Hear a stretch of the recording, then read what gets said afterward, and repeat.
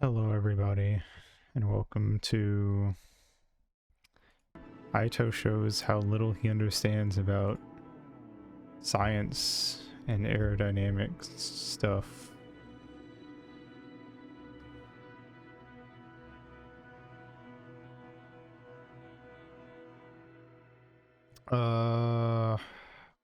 Aito. A-E-I-O-U. A-E-I-O-U, A-E-I-O-U, A-E-I-O-U. Oh well.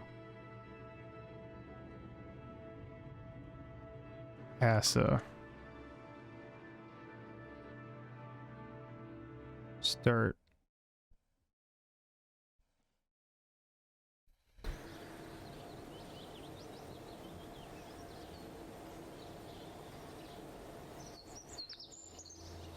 Welcome to the Space Center. Nice to meet you. I'm Gene Kerman, Flight Director and your guide for this quick introduction. This is the Space Center. From here you can manage all aspects of the space program. Feel free to have a look around.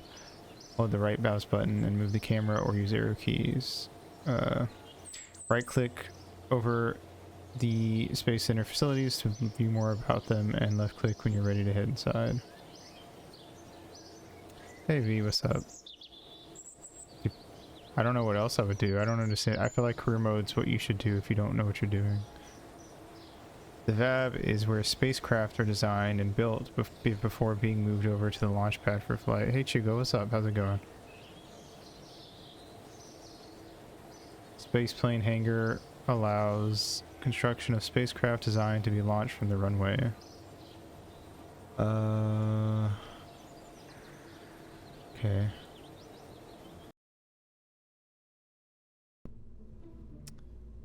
Werner von Kerman, Chief Rocketry Engineer, is the vehicle assembly building where we build spacecraft and later roll them out to the launch pad for flight. Pretty impressive, isn't it? On your left, you'll find components to construct your own spacecraft. Select the starting part. Attach it. Okay. Command pod. Engines. Fuel tanks. I have a pod, and I have engines. I've got a modular girder segment. Okay. Basic fin. Simple bolt-on aluminum fin may not be the cutting edge of aerospace engineering, but it's dirt cheap and will make your rocket slightly less unstable. Mystery goo containment unit. This unit was something one of our engineers came up upon while dumpster dive, while researching alternative applications for existing technologies. The sealed container, which appears to be filled with a strange-looking substance. We couldn't reach in or break the canister open, but watching how the goo behaves when subjected to different situations could be very educational. Isn't that the guy who made the V2 rocket? I wouldn't know. Cargo. EVA jetpack. Personal parachute. Kerbal-sized ram air parachute is perfect for saving intrepid pilots from misconsidered aircraft design or hijinks involving the top of the VAB and a hopefully functional autopilot.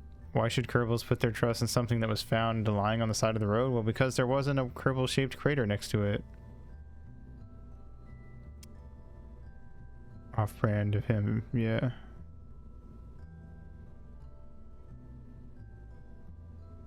Let's see.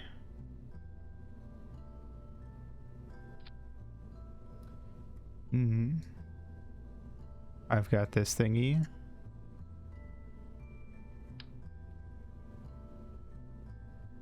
And that goes there.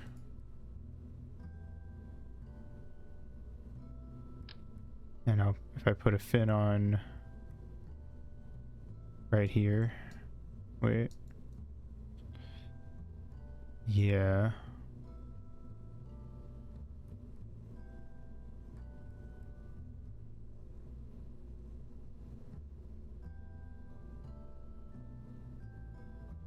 There. And another one.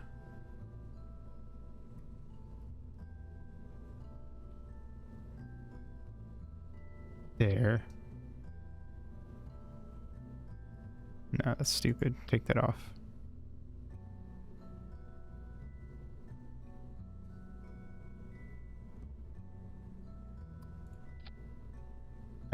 Wait.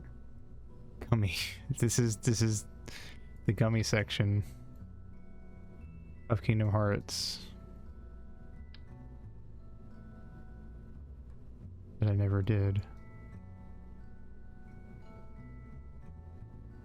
It's close enough. Here. Let's put a mystery goo pod on it. And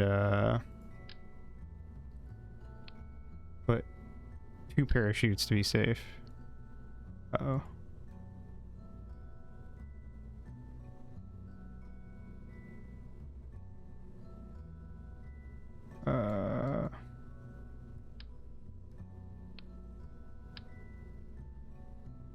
Never mind.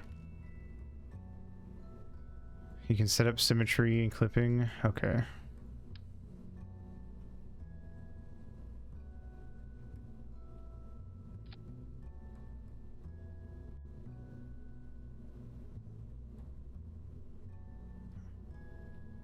Yeah,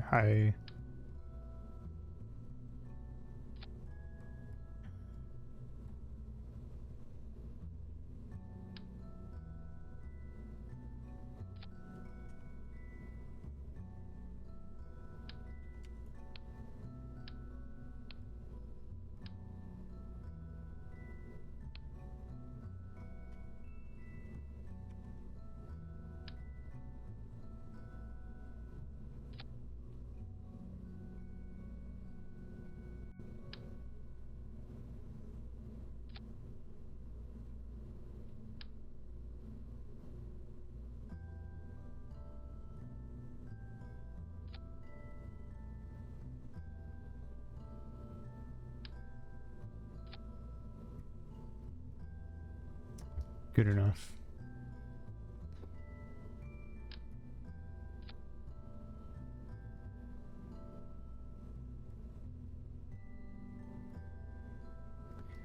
All right. Looks good to me. Crew. Jebediah Kerman, Bill Kerman, Bob Kerman, Valentina Kerman.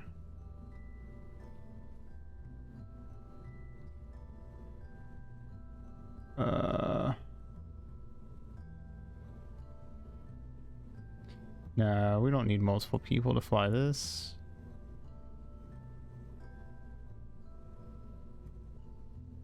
Oh, wait. Hold on.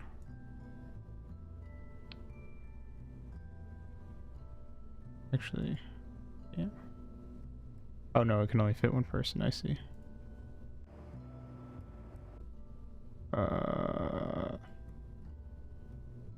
Okay.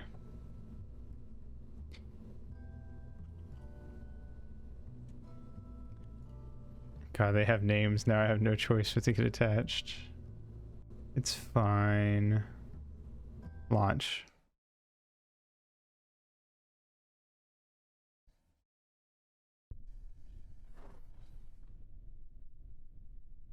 Hey Jebediah, what's up? Stage 1. Okay.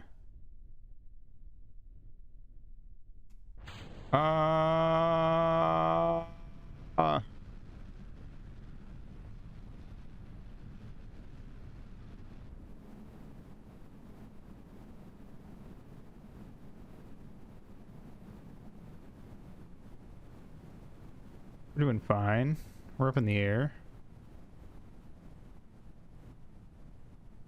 Uh-oh. Uh-oh. Jebediah. Jebediah, no.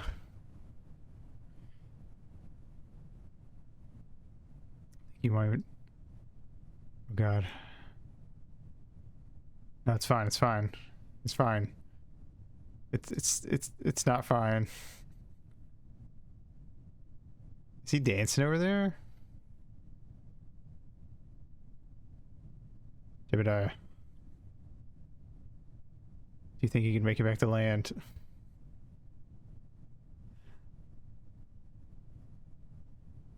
Ground control to Major Tom.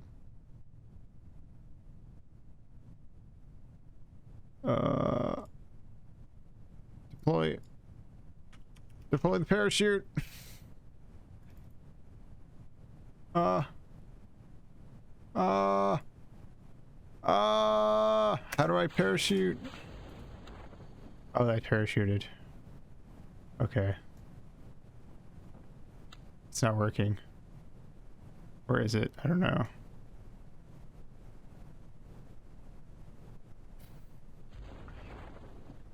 Rip. Oh, fuck. Oh, fuck. Oh, God. I thought you said pair of shoes. Phew.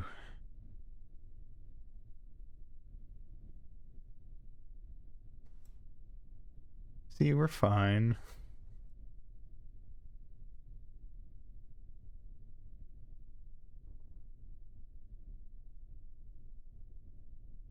Well.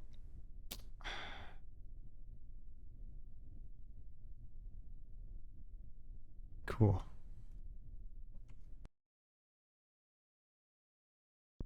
How do I end the flight?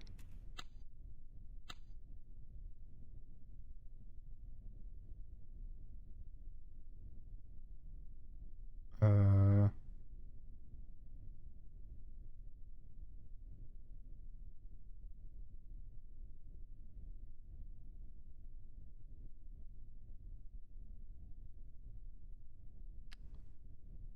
Hello?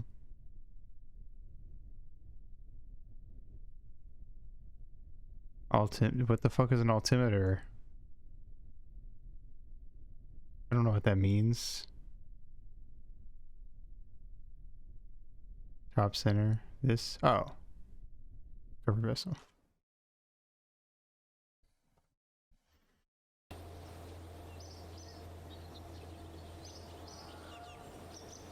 Nice. I'd say that was successful.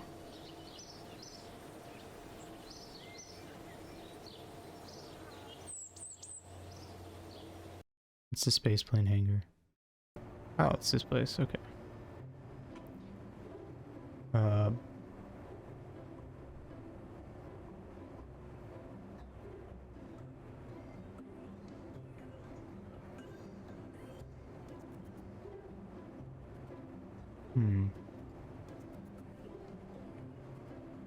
How do I get out?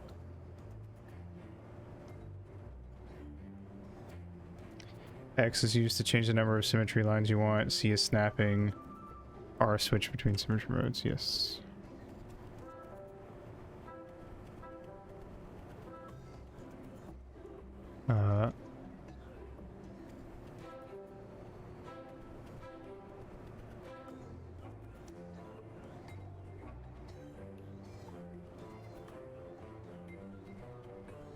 How do I leave?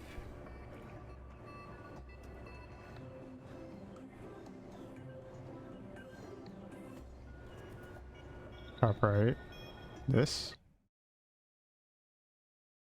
Oh, I thought that was gonna make me leave the game.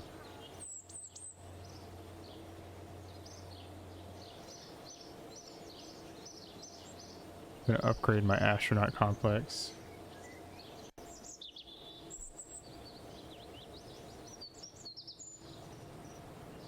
How do I get money? Do I just launch stuff?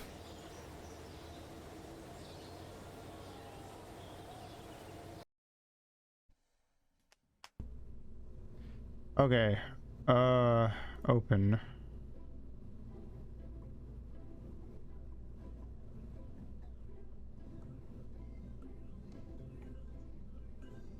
I find it quite simple. Ha ha ha ha.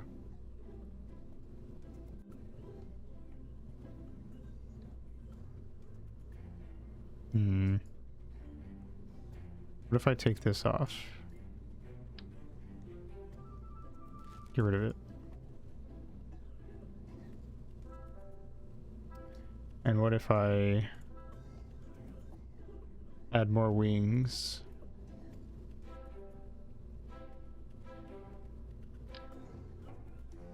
Oh wait. Hold on.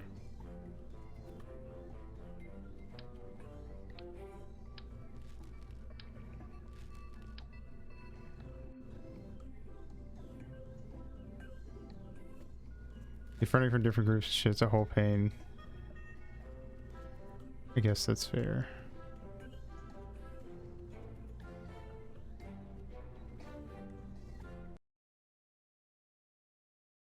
I guess we'll go to creative mode. Quit the main menu.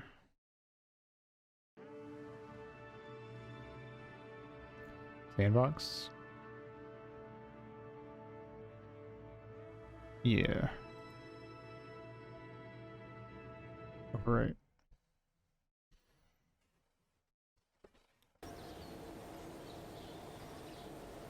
I'll do my best. What the fuck? There's so much shit here. Command and control, structural coupling, payload, aerodynamics. What kind of pod do we want? So many choices. Bro. You zoom out.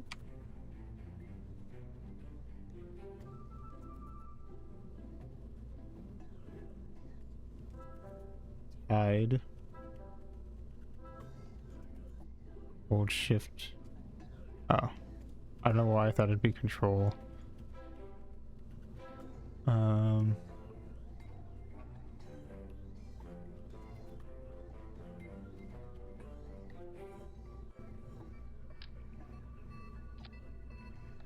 Is that where that goes?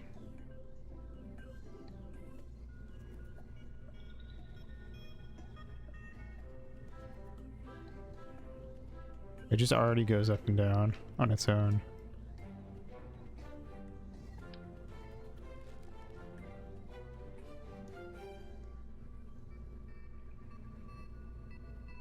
Fuel tanks.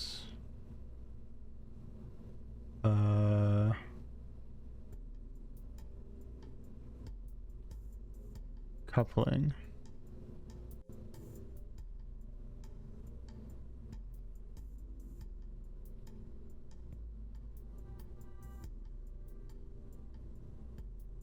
I don't know what any of this means. Science. Cargo. Ability.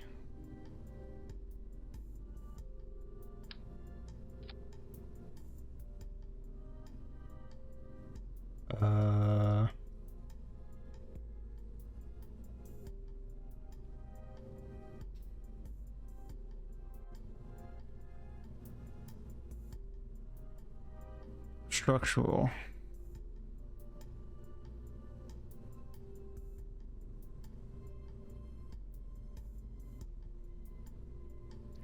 Ever wondered why we are making a big push to try and make the space in the moon again? No, I didn't know we were.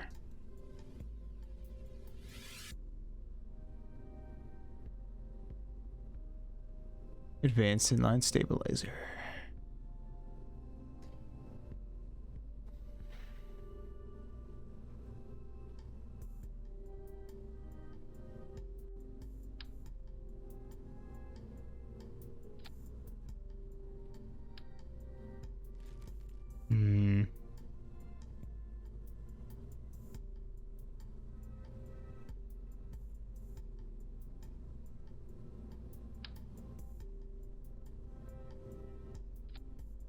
People that worked on the moon landing and subsequent space driving like flies, there was not a way to update the important math stuff onto modern systems. Oh, interesting.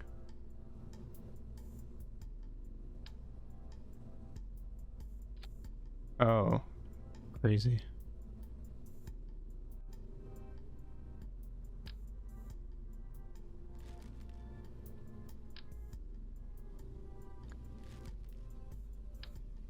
There we go. Big. Bigger is better.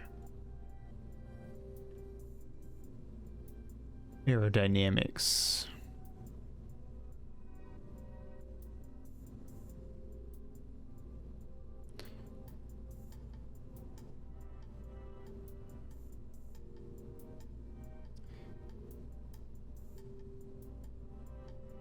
Because we have enough money to help people deal with poverty, but if we do that, then the government can't tell us that they will help us to get reelected.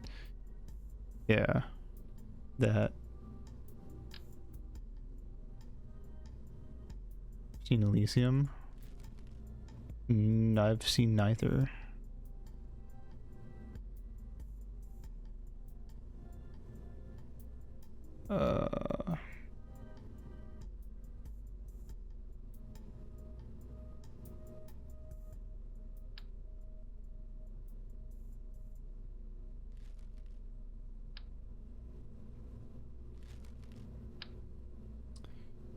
Let's get 4 wings.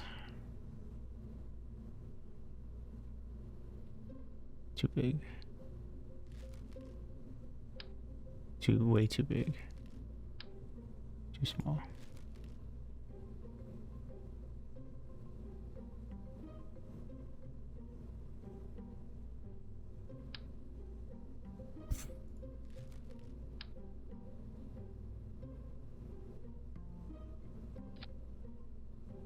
Now that's a spacecraft.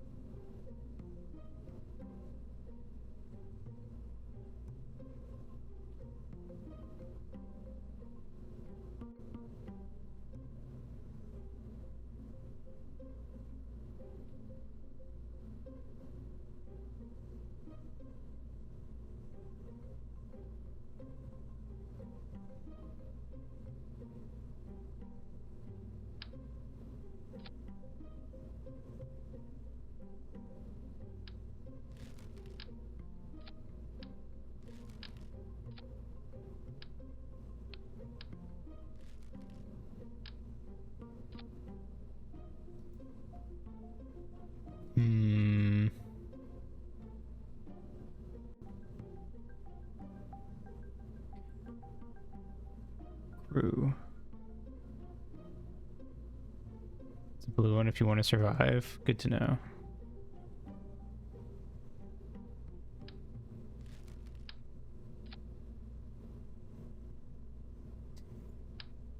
What if I put mobility enhancers? Nah, get those out of here. We don't need that.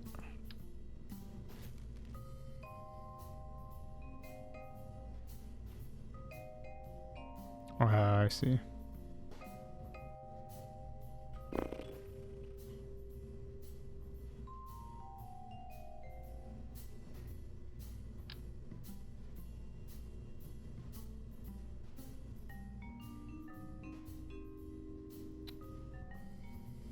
For maximum, most mobile ship North America for maximum pants grabbing. Fuck yeah.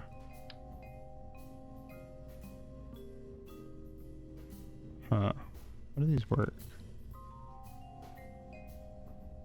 One small step for pants, one giant leap for grab.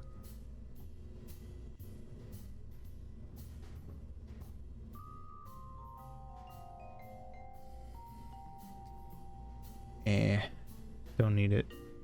Structural, don't need it. Coupling, nah.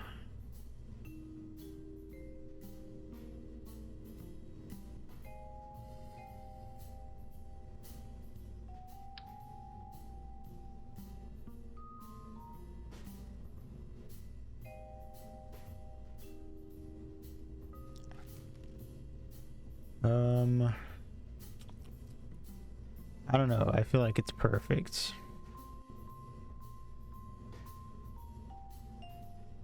Let's launch.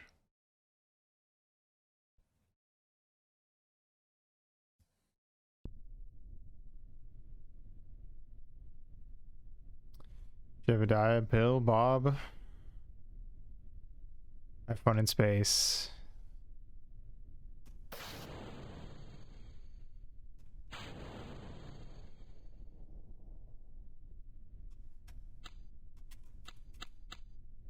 Oops. Well, we didn't even take off.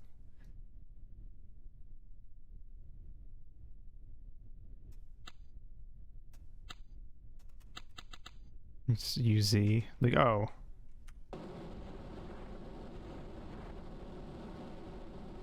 Oops.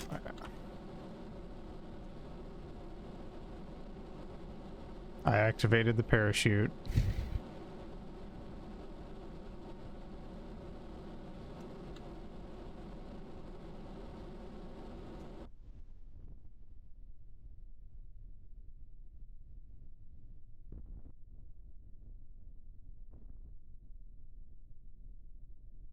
Rip.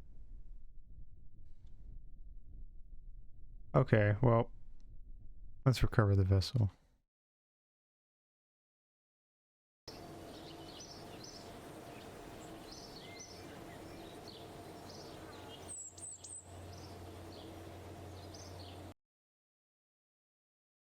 Perfect landing.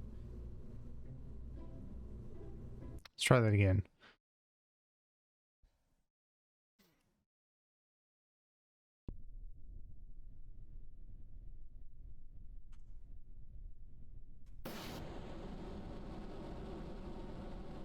Uh-oh. Uh-oh. Uh-oh. We're doing flips now.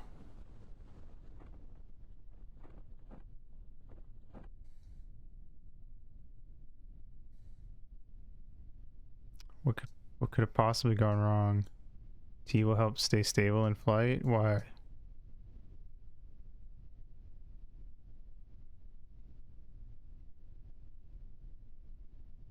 Oh.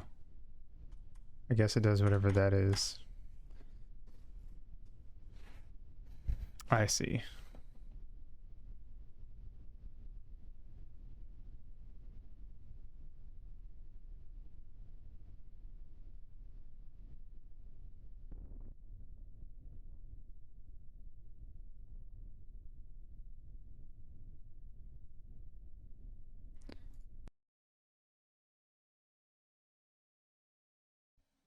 This game's not very good at telling you what to do, I feel like.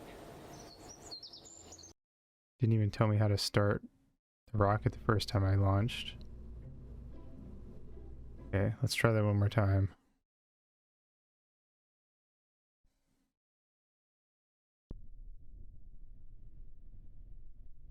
Sim number 3, moon trip. Okay, are there any other buttons I should know?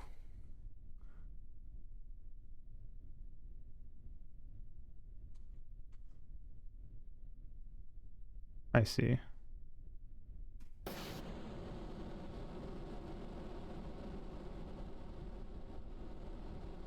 We...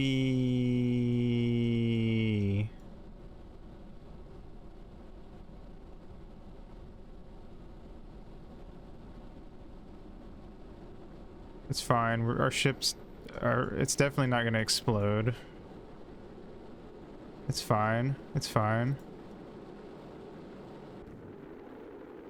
Where's the moon? There it is. Uh-oh.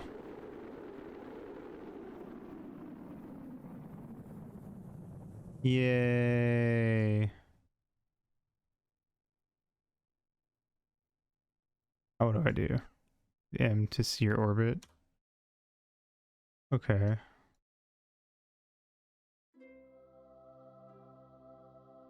Is that me? No, that's me. Oh, I'm falling. We're descending. Or are we not?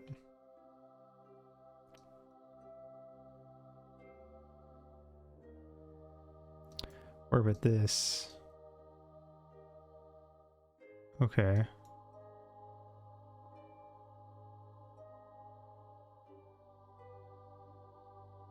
Now what do I do? AP marker is the highest point in your orbit. Oh, I see.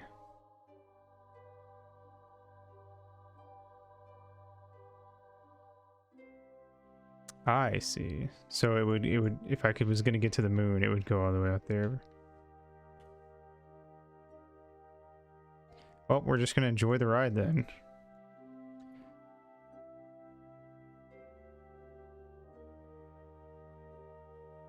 Go EVA. What does that do? Oh. Interesting.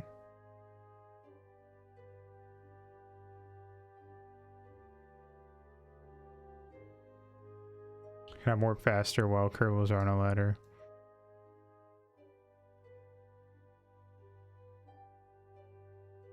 Word.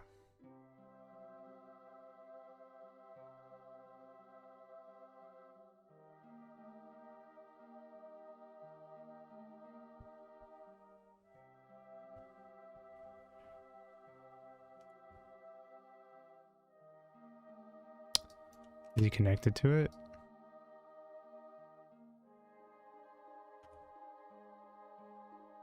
How do I...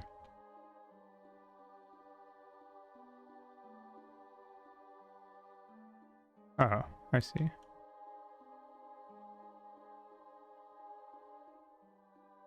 Cool. I don't know what I don't really know what the point of this is.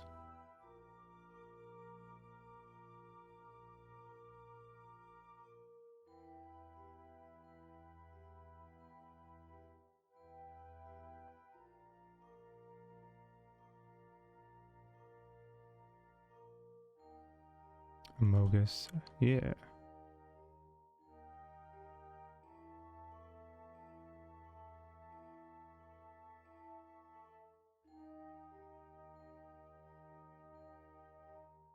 Oh.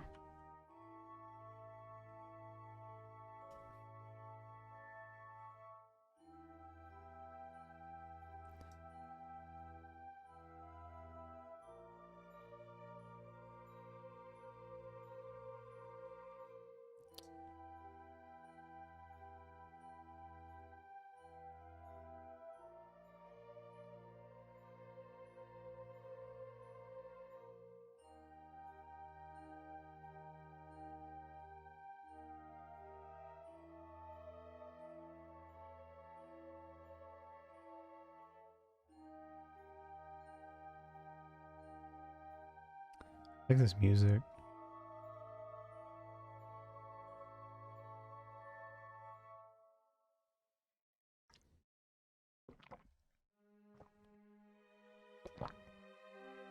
Oh, we're about to hit our apex.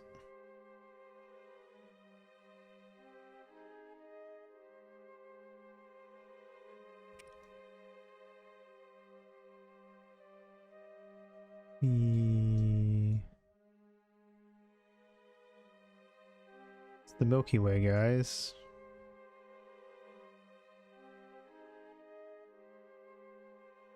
And the sun. Can you fly into the sun in this game?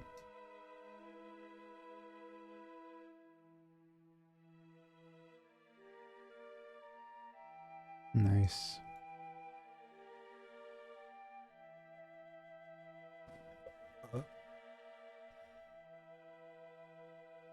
Can you build something that just orbits around the Earth indefinitely?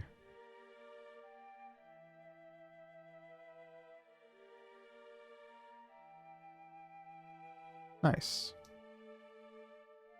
Is there a reason to do that in career mode, or is it just a thing you can... What if we launched 1,000,000 lions into it? Who would win? Fly into the giant lamp in the sky? Yeah. Why not?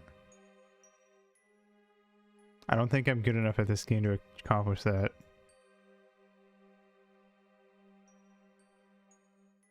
Oh, so this is how far I am from orbiting the planet. I assume.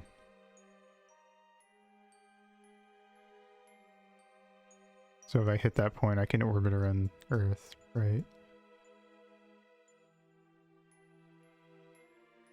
Powerful enough rocket, you can negate a need for skill. That's true. Oh. I see. Oh, I'm in orbit. I see. Okay. Okay. I got you. Speed means more orbit. Okay. We're slowing down.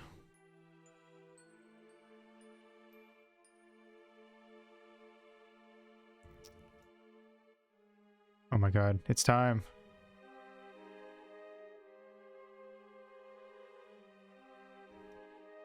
The earth was blue, but there was no God.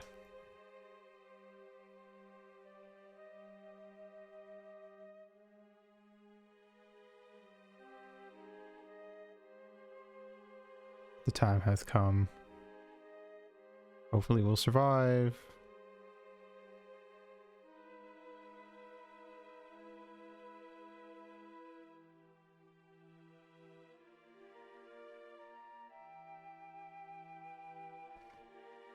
See no God up here other than me. Exactly.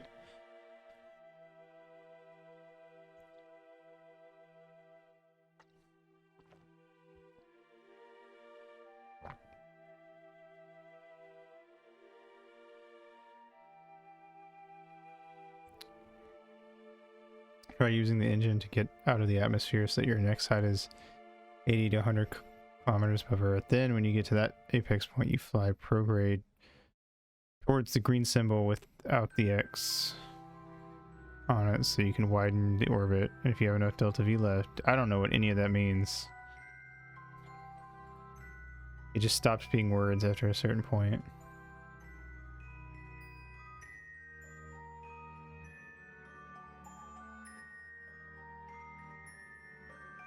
A lot of math and science going on here.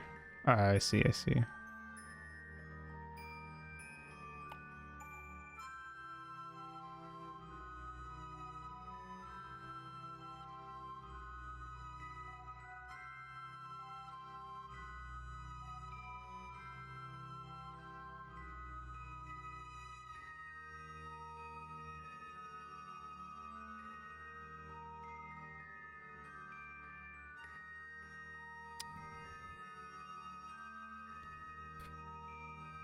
Fairy speed.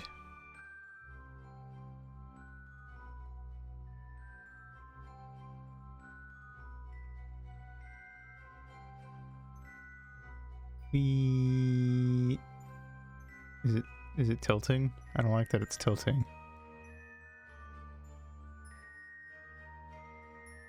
What is stage?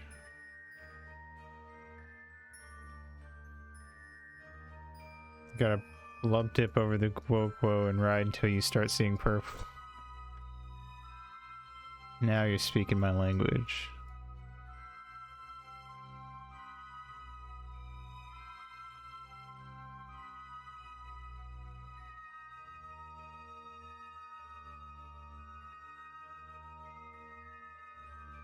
Go up, but not too much. Then when you want to go in circle around Earth, so you go parallel to Earth with your go juice until your go juice runs out. And if you had enough, you go in circle forever. If not, you fall back to Earth and get a hug from it. I see.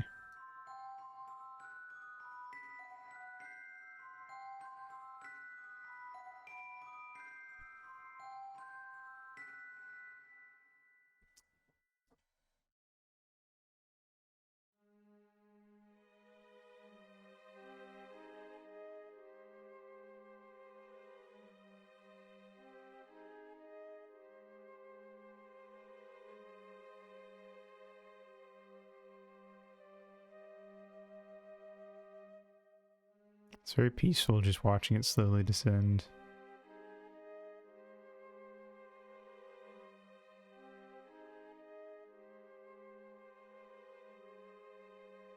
Kind of reminds me when I went sailing, gliding. The one where they pull you with the boat and you like go up really high in the air.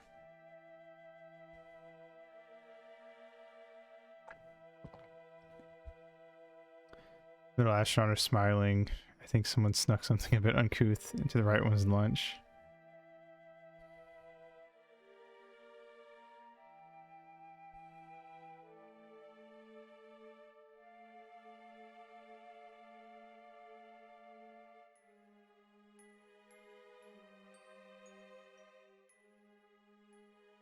South America? Or is this not even Earth? Guess it's not even Earth.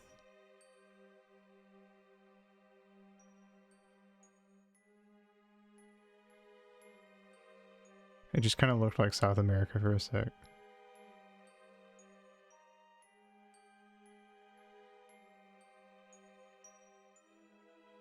Is that where we launched from?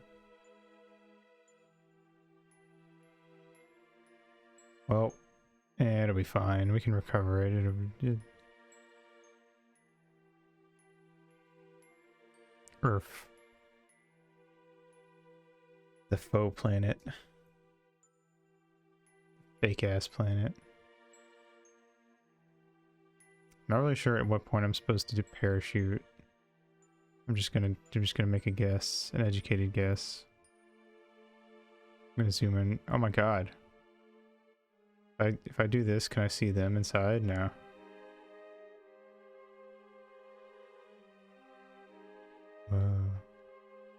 Yeah, I assumed it wasn't this high. Uh-oh, the music stopped. That means we're falling. Oh shit, here we go. Here we go. We're landing. Ish, sort of. Fire!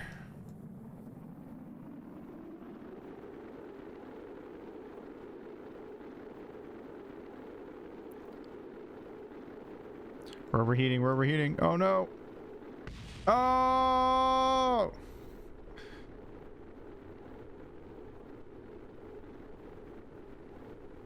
Oh god. Too late.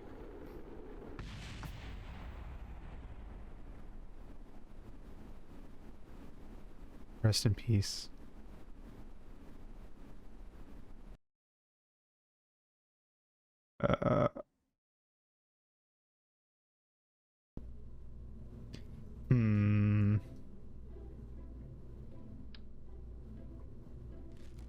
Okay. We tried. Use that as a tax write-off. Okay. Need to recruit some new test dummies after that? I guess so. Fully thermal control system consisting of multiple liquid-cooled radiator panels.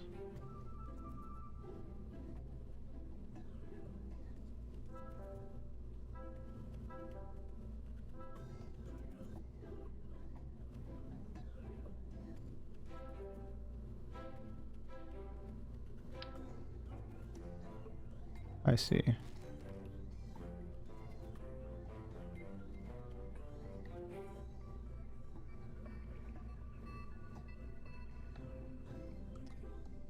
Okay. We're a little better, a little stronger.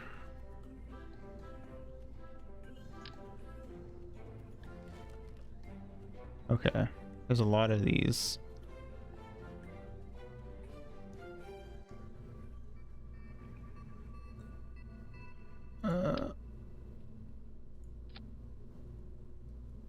Okay. Am I a little harder? No, I'm pretty floppy. I'm sorry.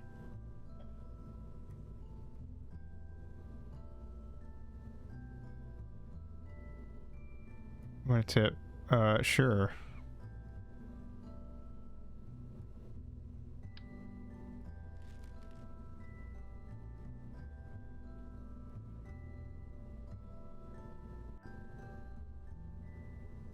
Okay.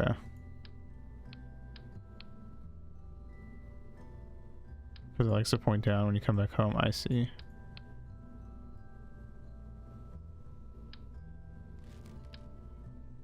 How do I just delete it? Reset? Yeah, like get rid of everything. Oh, here we go. Okay.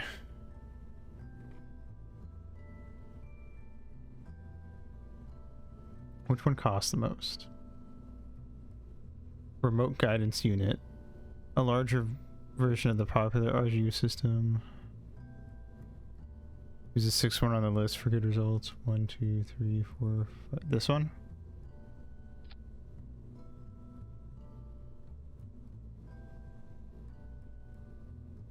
Okay.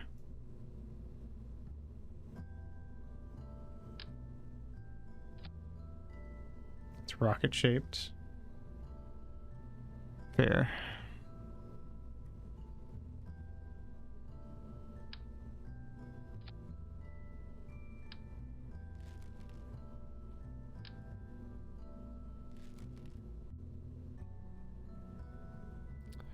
Put thermal shield on the underside and prevent the whole burning up thing. Yeah. Should I put it on the other side of this or at the very bottom of the rocket?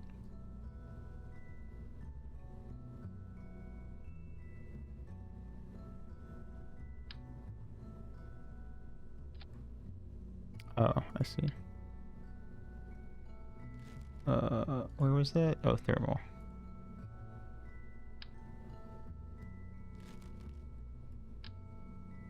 Here we go. Like that.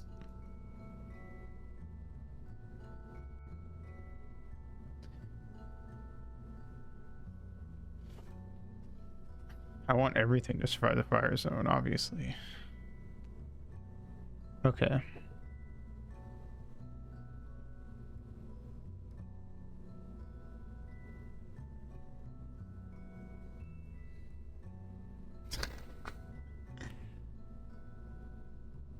Nah. I don't know what you're talking about.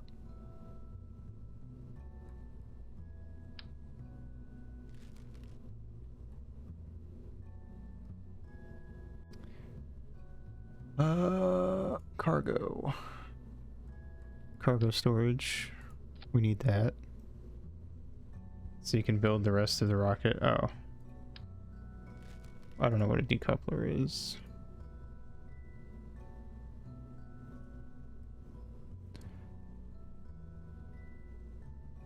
Oh, one of these.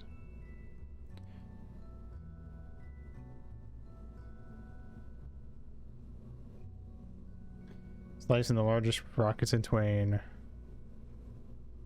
Should I just use the most expensive one? Cargo, it's all shorts. Oh no. 25. Oh yeah, that fits.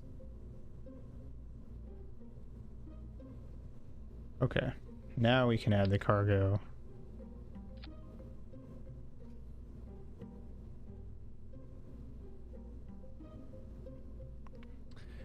Alrighty, let's fucking go. I feel like I should get something that... There we go. Fits size-wise, so it looks nice.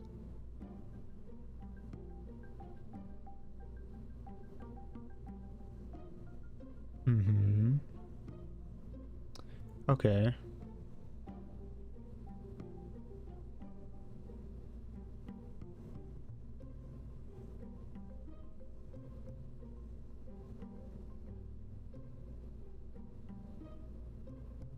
Hmm.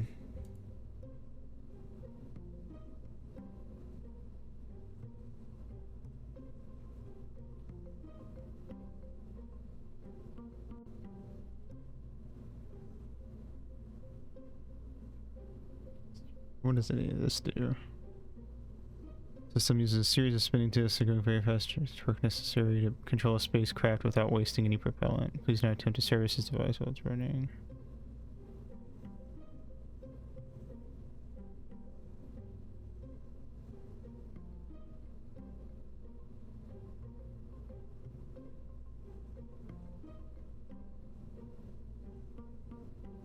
Hmm.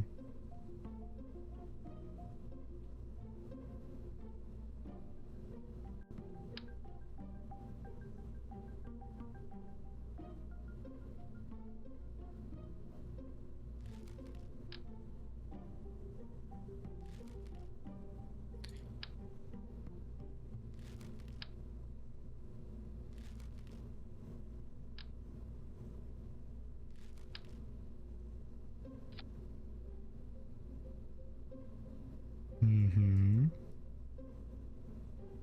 I see, I see.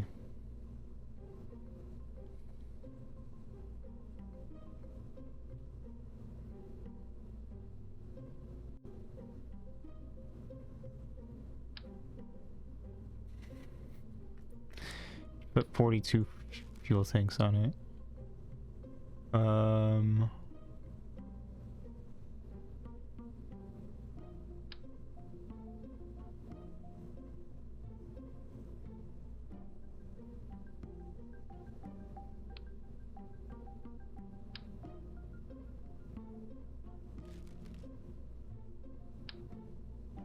Yeah.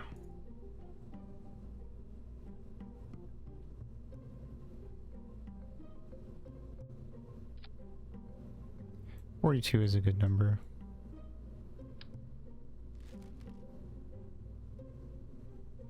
Oh yeah, I guess it is that.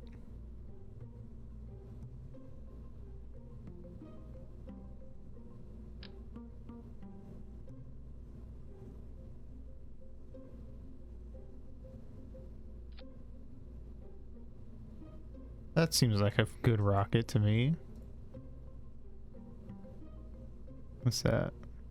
Oh, this is a decoupler. Parachute. Engine. It's a rocket, alright.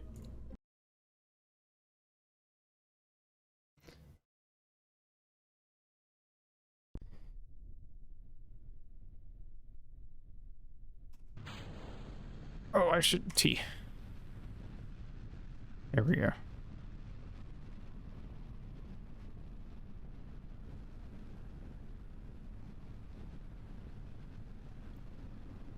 A D what? I don't know. Uh-oh.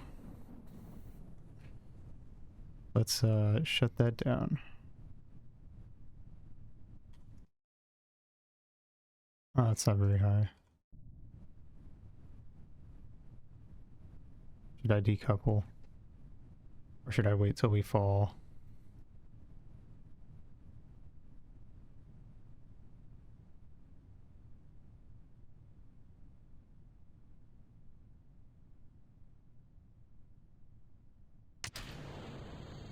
Yay.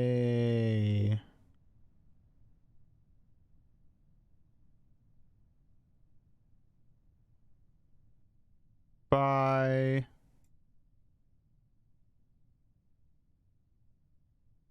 Goodbye, rest of the rocket.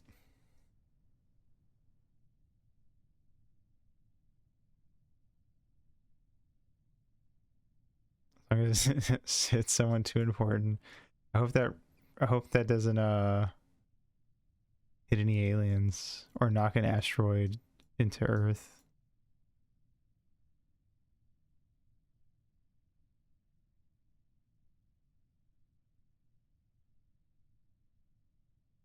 Oop.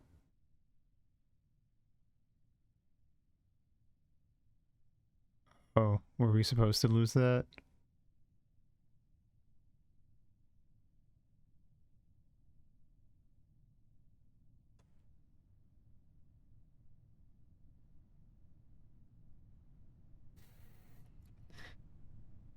Hope so.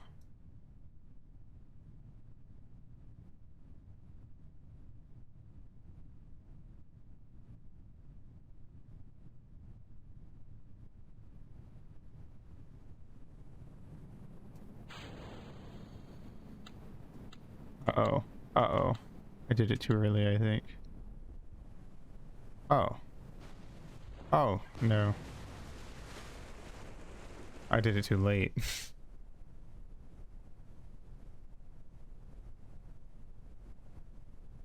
Well, rest in peace.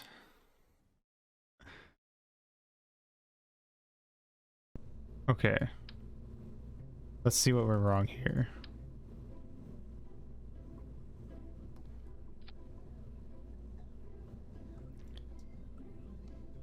Clearly, it was I had too many wings. When you do that final separation and you're just a capsule, you can turn the stability off. Okay.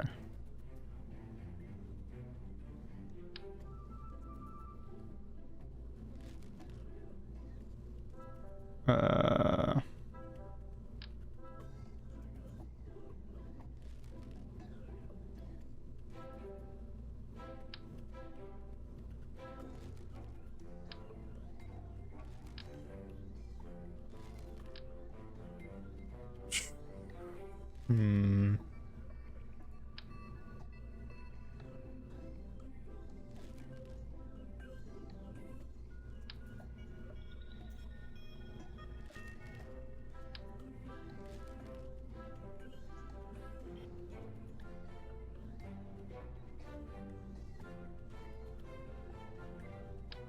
Oh wait, I forgot how big that one was.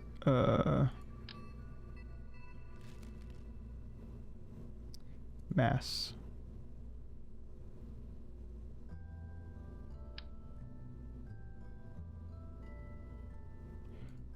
Okay, what about this?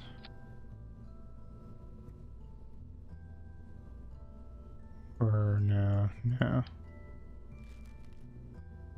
Seems too short. I feel like I feel like I need more on here.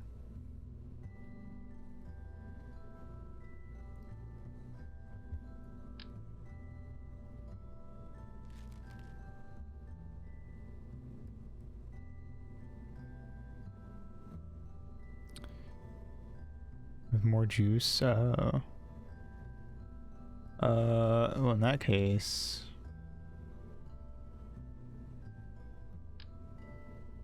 what is this? Get.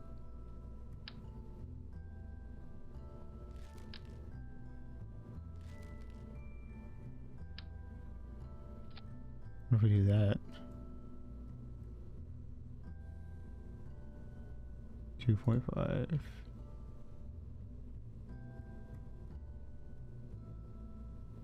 Eh.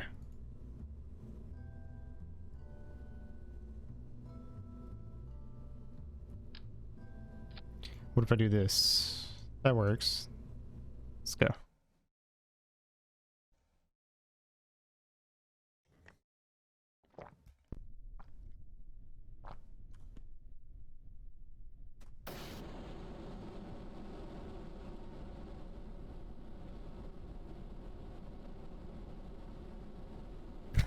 Does it? Uh-oh. Hey, we made it out. It's fine.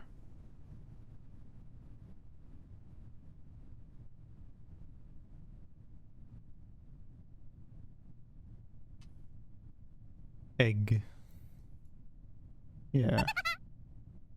Let's decouple. Making a fucking egg rocket right now. Look at me, Ma. Well, didn't go that far. But that's probably just because I'm bad at building properly shaped rockets, I guess. The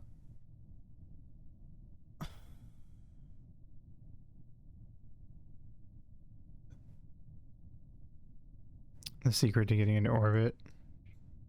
Sure. Bye. Los huevos. Okay.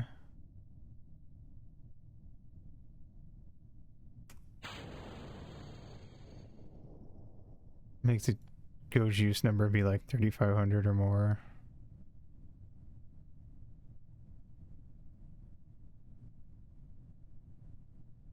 Is it not working? Oh wait. There we go.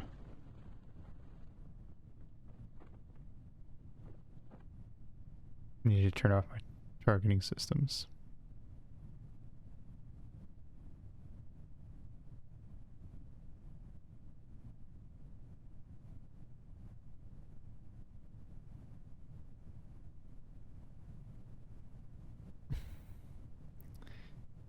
Enough, have you played Outer Wilds?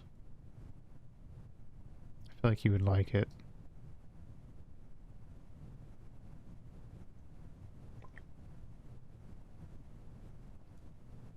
Yeah, I think that there's an Outer Worlds and there's an Outer Wilds. Let me double check which one's which. Yeah, Outer Wilds. It just seemed... I feel like you would enjoy piloting the spacecraft.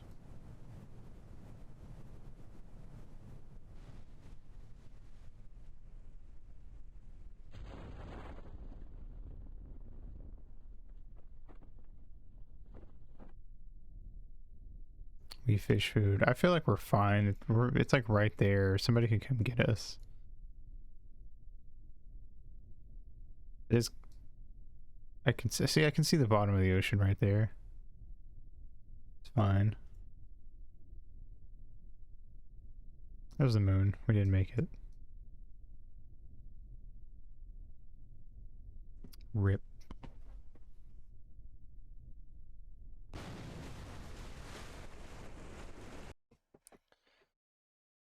All right.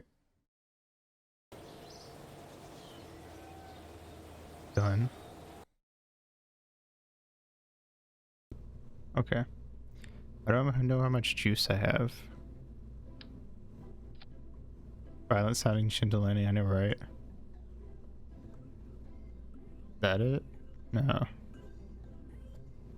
Bottom right is a total juice. This? I see. Let's scrap everything from that. Okay. Fuel tanks. We are... yeah.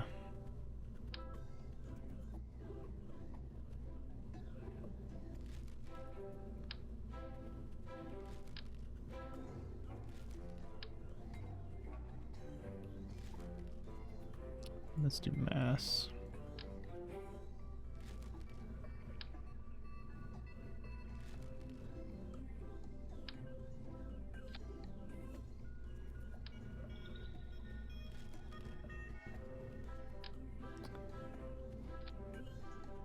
How come I didn't add anything?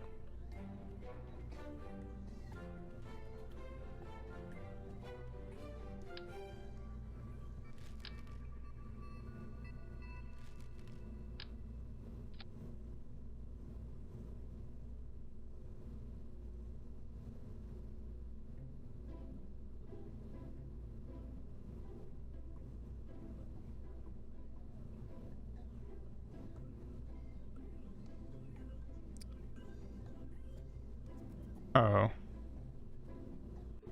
I don't know the difference.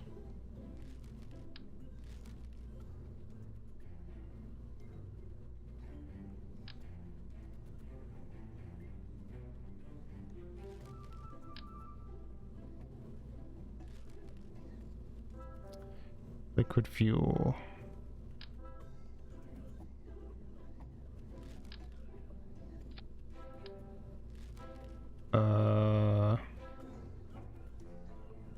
Okay. Yeah.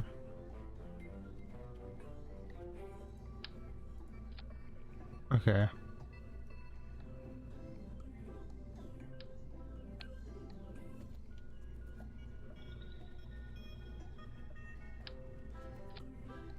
Not enough. We need more.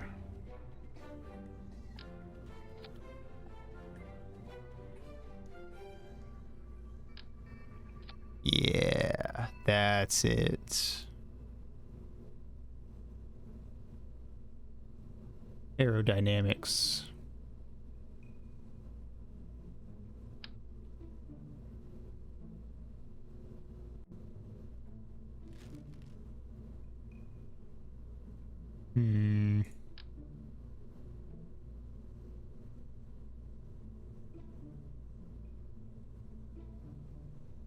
I think the 3 works well.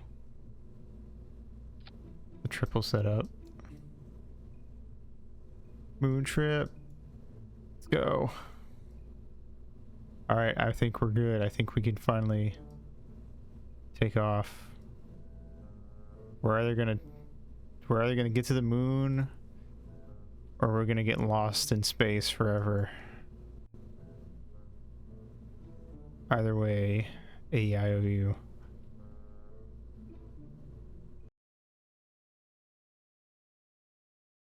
Alright, here we go. TZ. Blast off.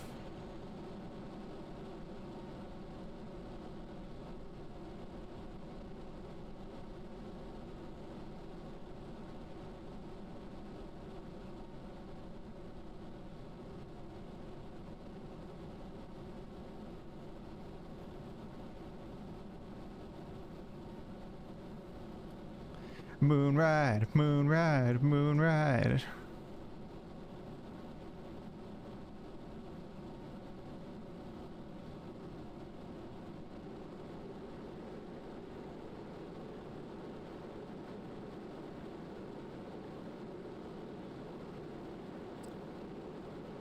Yeah.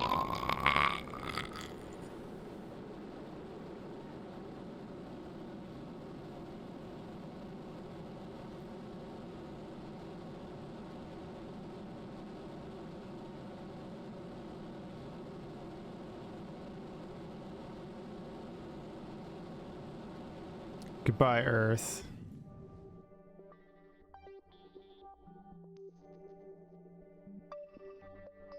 Should I leave my targeting system on? And should I uncouple? Is it uncoupling time, or do we keep going?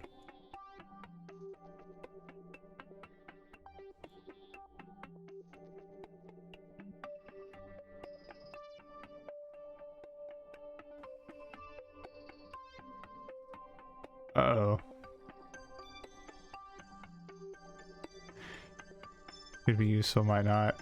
I think we have ejected ourselves into space.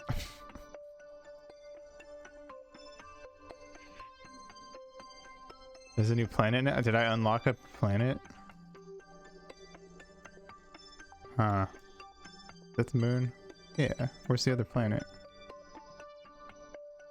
Where the planet? Oh. Yay. I'm gonna uncouple now.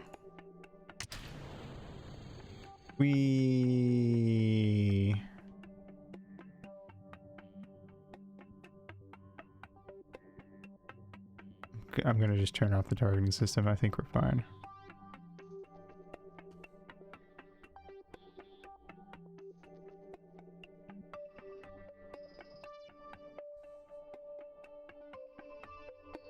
Just pants grabbed space. Take that, space. I'm a moon now.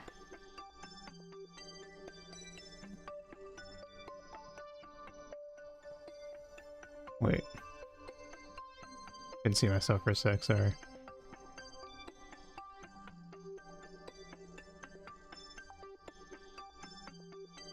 I hope we crash land into the moon. That'd be funny. Or the sun. Maybe I'll hit the sun.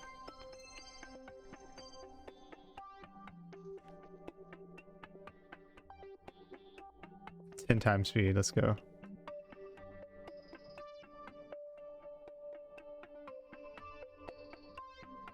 Oh my god. Planet Eve, Moho,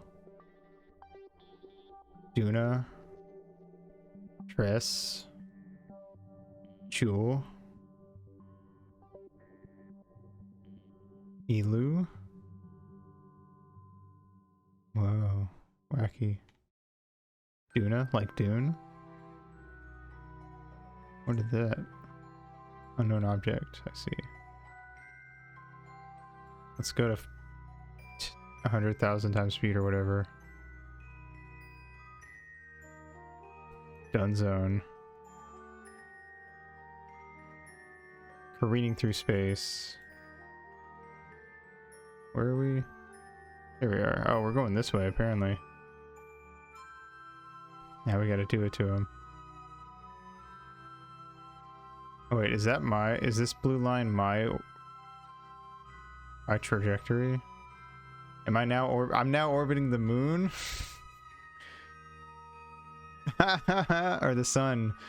That's my orbit. Oh my god, we're orbiting, we could technically crash back into the Earth.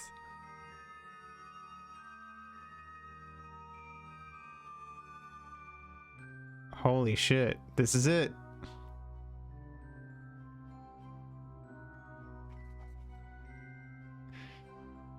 Is it, will it end after a certain point because they're dead, or because my Kerbals are dead, or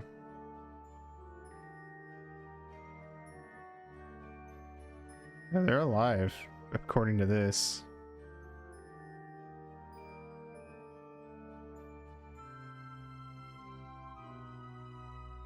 Can you land on the other planets in this game? Your trajectory? Oh yeah.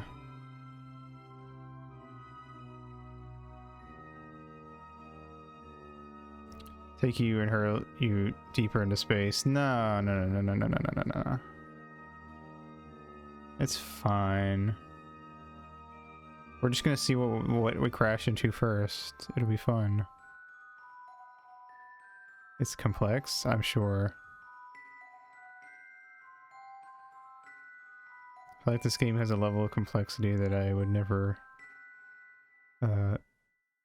get to.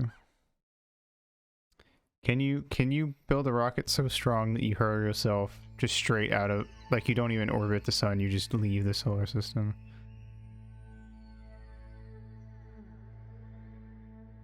Cool.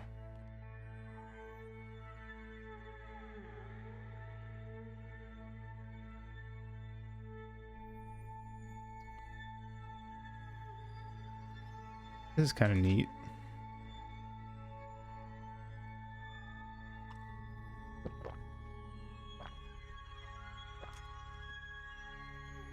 You're lucky we get to be part of Sephiroth's desperation move. Ha ha ha.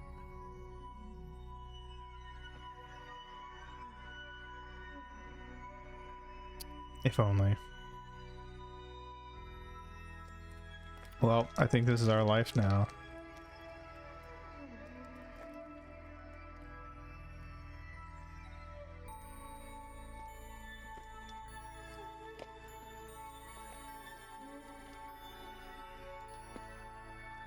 Jesus.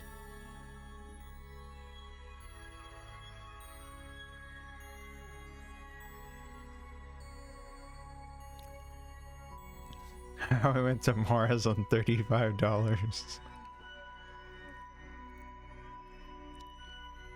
Dedicated.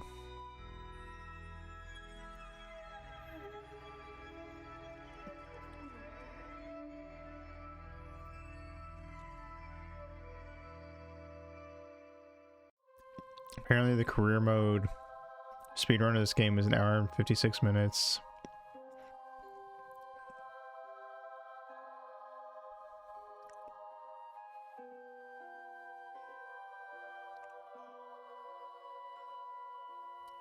It just said career mode. It didn't have a percent. So I'm gonna assume any percent. Oh, maybe not. I don't know. You would know better than me. This is the most time I've ever spent playing this game. I technically did play this game before this, but it was on a shitty laptop and it was so laggy that it took me like 10 minutes to build like the most basic ass ship and launch and crash and then be like, well, that's enough for me. Egg rocket doesn't look like an egg.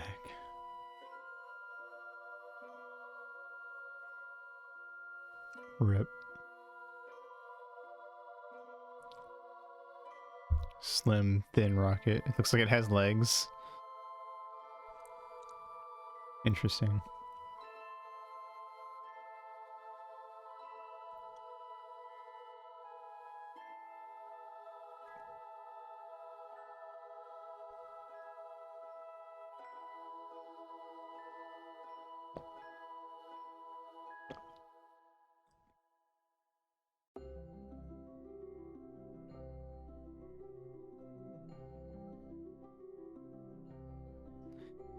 Make a high wind and immediately crash it into the ocean because it's got weird dimensions. We've been in space for over 3 years now.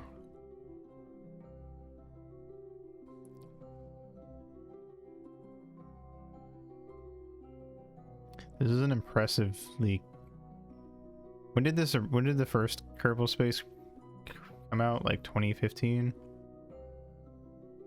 Maybe ish. This feels really impressive. Oh, okay.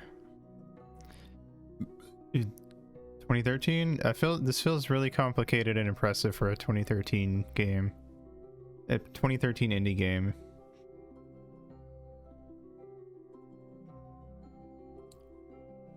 $50+ light years worth of watch for the space stuff. Okay. I do, but I don't know if I'll ever watch it. They developed on it heavily at first. It was just the moon. I see. Oh, the moon. Yeah. That's fair. But even just like the complexity, at least to me as a person who doesn't get science stuff, the complexity of like building a rocket to get to the moon and orbit the Earth feels like a lot on its own.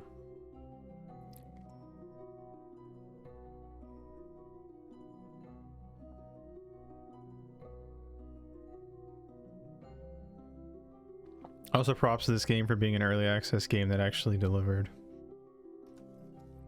and kept adding stuff, because a lot of early access games, if they pop off, they stop adding stuff.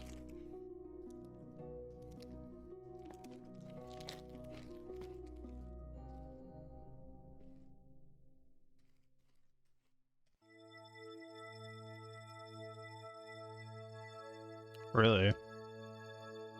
Interesting. I mean, I guess it's fair. This game definitely would have gotten somebody into space stuff. Oh, we might hit...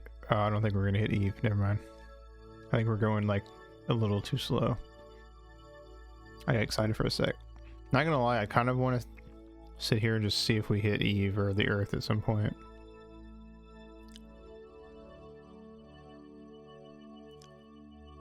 It's kind of just chill.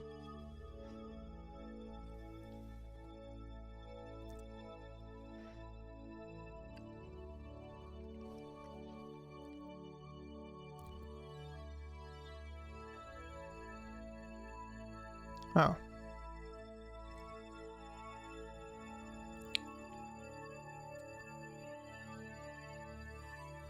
Interesting.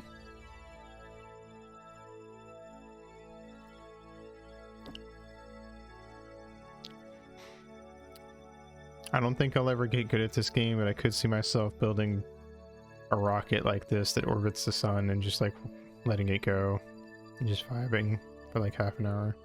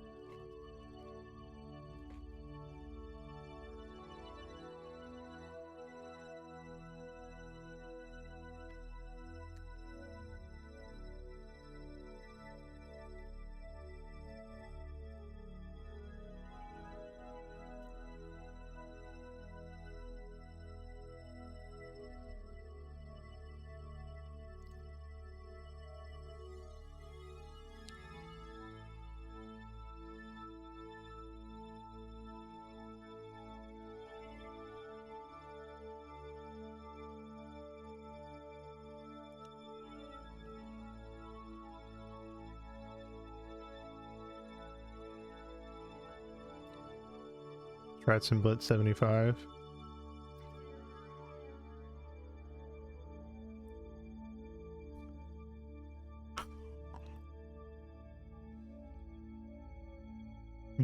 Space. I'm also impressed that they, well, this Earth has a different amount of days in a year, and I feel like there's probably some calculation as to that they did as to why it has that many.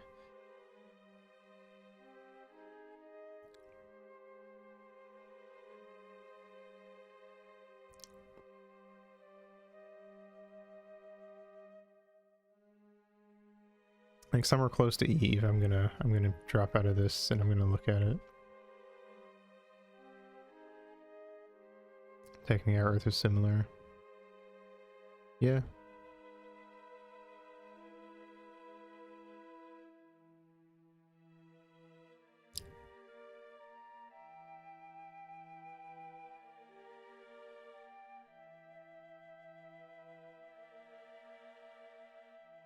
Ancient Greece, there was a single year that was like 500 days because they hadn't made leap years yet. Oh yeah, that's true.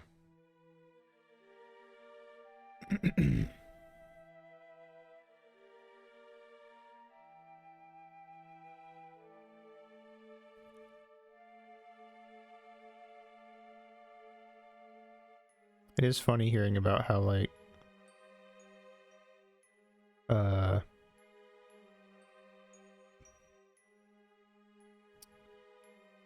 what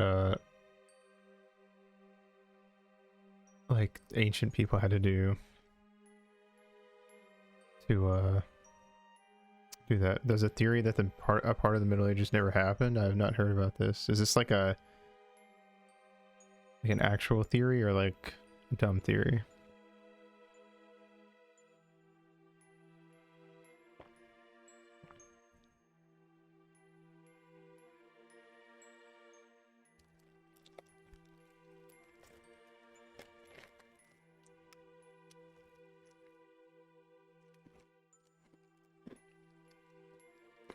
Let's see.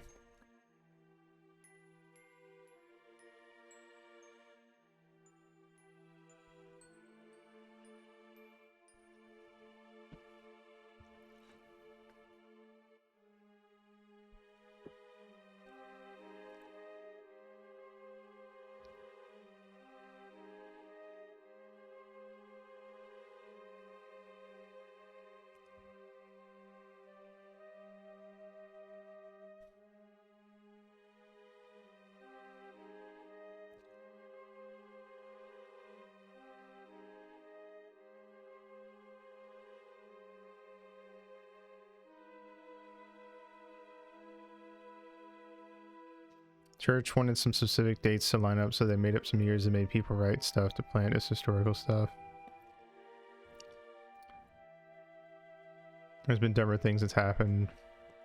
Yeah, that feels a little too far-fetched for me.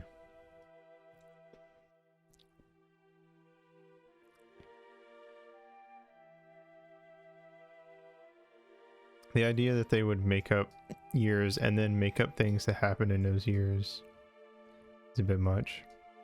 I'm gonna fail because they lied about the dates.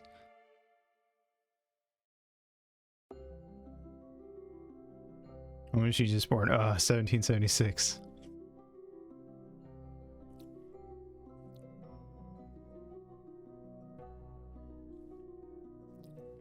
Okay, I think we're gonna get close to Eve this time. I'm gonna stop to look to see if I can look at Eve.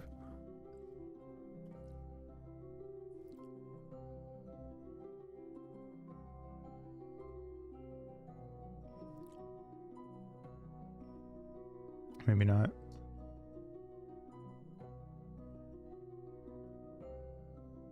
Close. Oh, we're not close enough yet.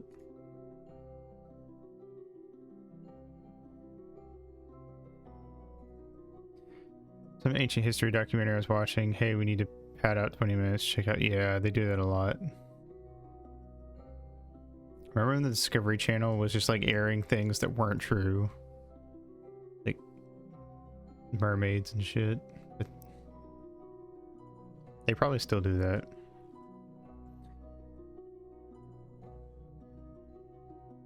Oh, we're not gonna get as close to Eve as I thought we were. Damn.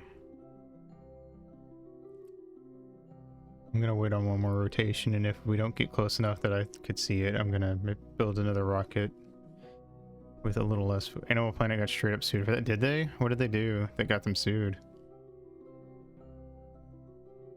I like how this just turned into a just chatting stream with with fucking Kerbal Space Program also happening in the background.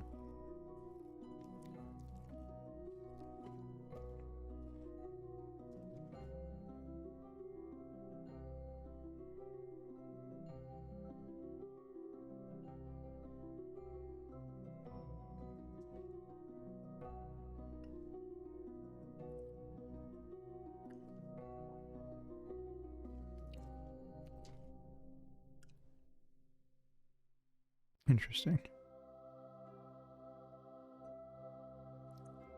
Okay.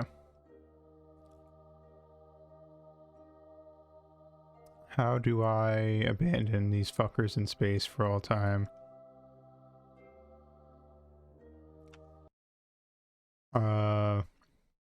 Space Center.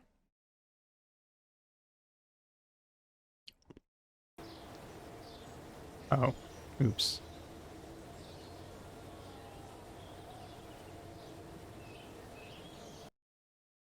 Well, too late. Bye, guys. Forever. Okay, let's make one with less fuel this time.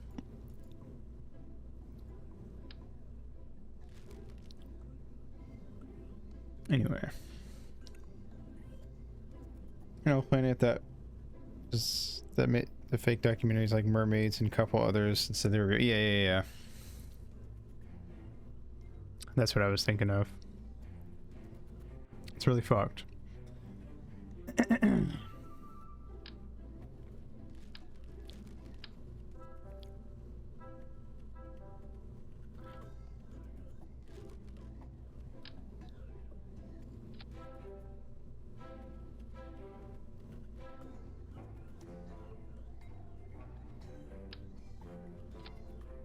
A lot less. Did I not use it correctly? Yeah, it's fine. I don't feel like learning all that math shit. It's more fun. It's more fun when you don't orbit and you fall back to Earth.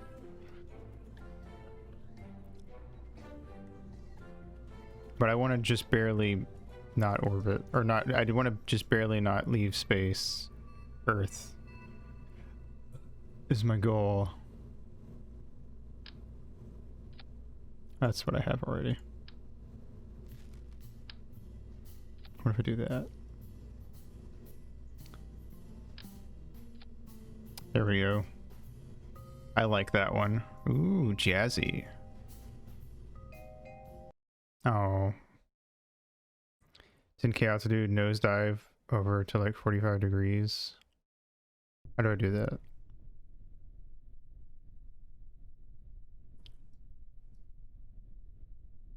Lost. Oh, okay. We only have one person this time. Rip. Okay. Z, T. Key all I will need is D. I see. Is it 10K? What's my oh, that's my altitude. Doy.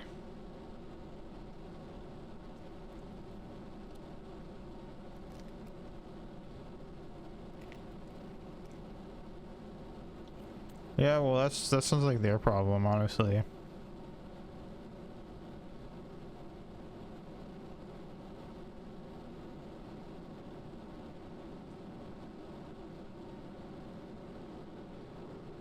Like this.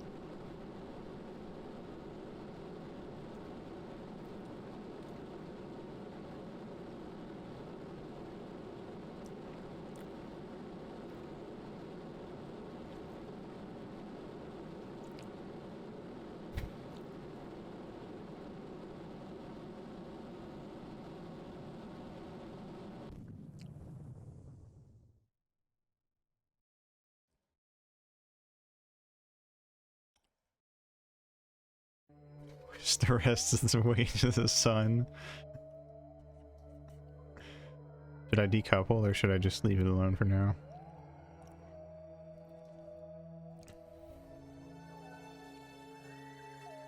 I mean, it would be funny to try to like smack into them.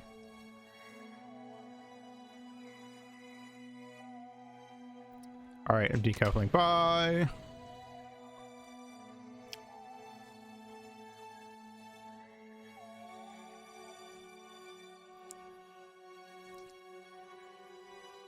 We're not leaving Earth or nice.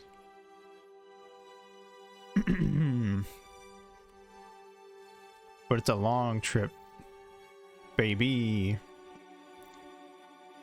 Let's set it to 5 times. Yeah.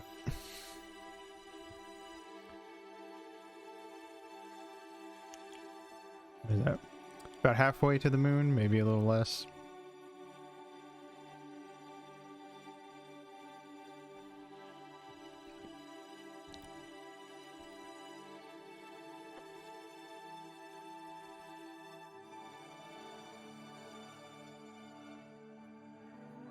Peanut. I'm gonna zoom in as much as I can.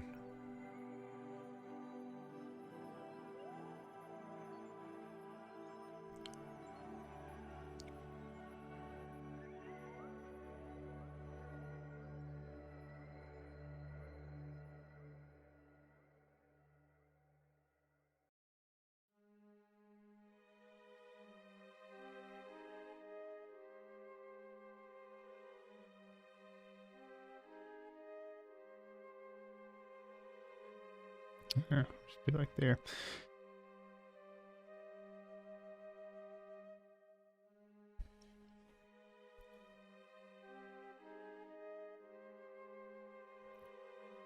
I'm kind of curious how far out you can get past the moon's orbit and still like come back to Earth. Abe's just sure my roommates are fucking. I'm sorry to hear that. Would you like me to go tell them to stop?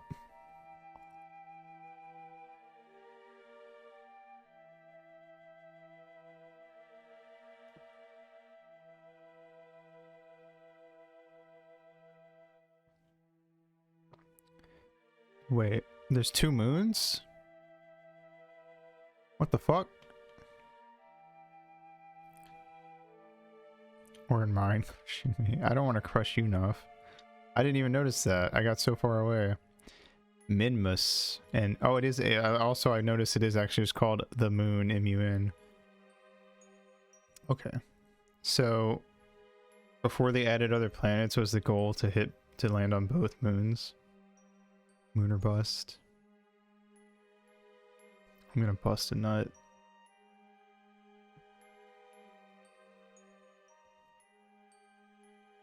Oh, really? Interesting. I've always liked when like fantasy and sci-fi places are like this Earth-like planet just has 2 moons because fuck you. I don't know why. Bitch, because it's got like negative. What the fuck does that mean? I've already took care of that item. 2 moons of space. I agree. I think 2 moons is cool.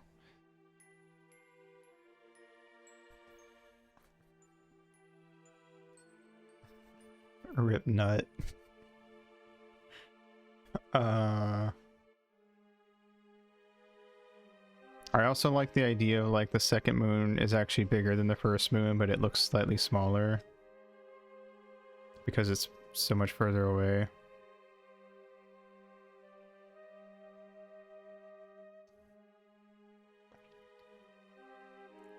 I wonder if they did math on like the orbit of the second moon, so it's like realistic. I wouldn't do that, but they might have. They're smart. They made this game, so.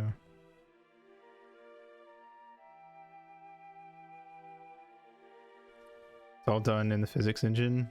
Goddamn. Impressive. We're about to have passed our first day.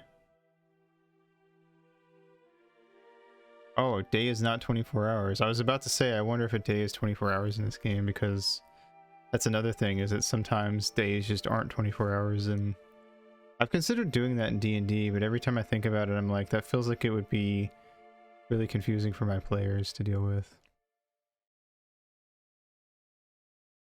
It would either not matter at all for the campaign, or it'd be really weird for them, because they'd have to remember that days are really long.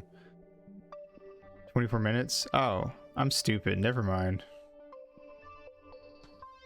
Anyway, we can go for a Kerbalian years. In theory, you could land massive rockets on the moon if you had enough thrust. You could you could change the orbit of a planet. Huh. Interesting. Alright, we've been in space for half an hour. Godspeed. Let's do 50 times. No, let's go back to... whatever, it's fine. I could always launch another rocket.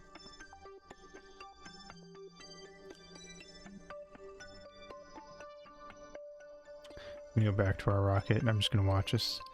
Obviously, asteroids and people will like go out and collect them and bring them into orbit around the planet. It's pretty funny. Is there like, are there any achievements for that stuff? It'd be interesting if it was a really long day-night cycle, like a couple of days daylight. That's true.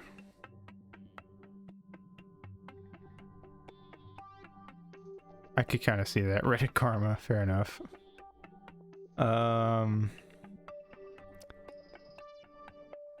Like if they still had to sleep like normal people, but it was like 3 days of light, 3 days of dark. That could be kind of cool, maybe. donut-shaped planets.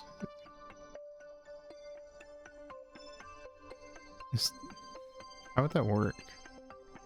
Is that physically possible for a planet not to be like elliptical shaped?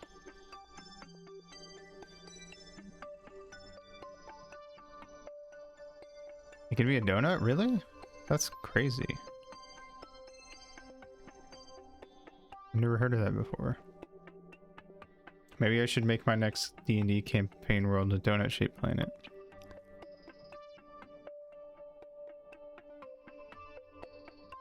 Think about it. Go on. People are just meat donuts. I mean, there is one hole here and one hole there. There's more holes technically, but you know, we won't get into that.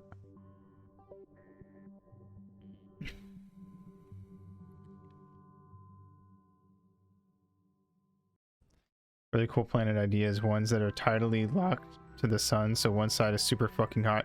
I love that stuff. Halo is donut shaped, you're right. Fuck me. I love that kind of idea, and I actually had an idea if I ever wrote a story that was going to be based on that, where like it took place with a guy going from the hot side all the way to the coldest side. And then like the end of the journey would be on like not all the way to the coldest side and not all the way, it wouldn't actually be like the two polar opposites. It'd be like the hottest part that was livable to the coldest part that was like reasonable. But yeah, I thought that would be cool.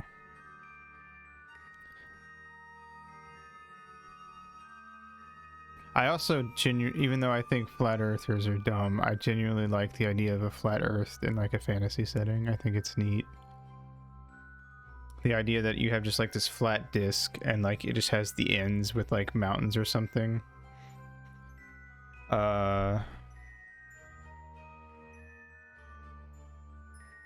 enough. I'll keep that in mind. I'll see if I can get you in as a one-off Earth where it curves down at the edges. I never thought of that. I had one thing for a campaign that never really went anywhere, where it was like, I called it the cereal bowl Earth because it was like, it's like if you cut the Earth in half basically, and you just had like the bottom half and you filled it with water, and then you islands were like collections of like basically magic was like the equivalent of molecules, and like earth magic would collect and form islands that floated on top of the water. Earth with California is 2 times the size inside of its borders than it is outside of it. I don't like that idea. I don't like California being bigger in any way whatsoever. But yeah, so I call it the cereal bowl Earth because it's a bowl filled up, and then you have like islands floating on top like bits of cereal. A couple books in 40k that have planets like that usually involves a regiment of people from a desert world fighting alongside people. Oh, I see. Interesting. Texas is 1/10 the size inside though. Oh, what, you like the cereal bowl Earth? I like it. I think it's neat. It's the only problem is that I feel like having your D&D party get around on boats is actually a lot more annoying than you might think at first. Partly because they can literally go anywhere, so you have to give them a reason not to just sail in a random direction. And also you have to, I don't know, just invent magic airplanes. See, that's what I was kind of thinking, was something similar, where I was thinking if I do that again, I'm probably just going to have like, I'm going to have sea trains, and I'm going to be like, you guys can't fucking drive boats. Get on a train. You have to go to one of the places that the train stops off. And I'll make, now you can't just go any which way. Fuck you. Sea trains sounds cool. I stole it from One Piece. There's a sea train in One Piece. It's really cool. I stolen a few ideas from One Piece. One Piece is sick, dude. There's so much cool world building. By foot, the ride never ends. The idea of like the calm belt is cool. Where there's like strips of like, there's like 2 strips around the Grand Line where there's no like wind or tides or anything. And then you have the red line, which is like a strip of earth that makes a ring around the planet. I don't know, it's just a really cool world. It's a very cool, creative world.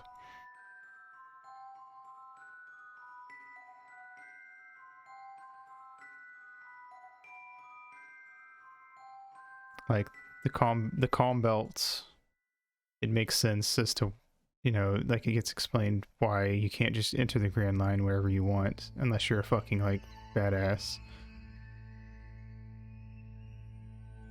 We are definitely gonna either land on that or in the ocean.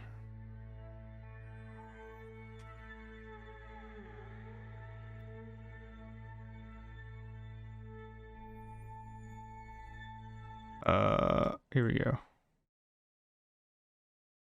Okay, I like that it knocks you back to 1x speed. Uh-oh. We're taking damage.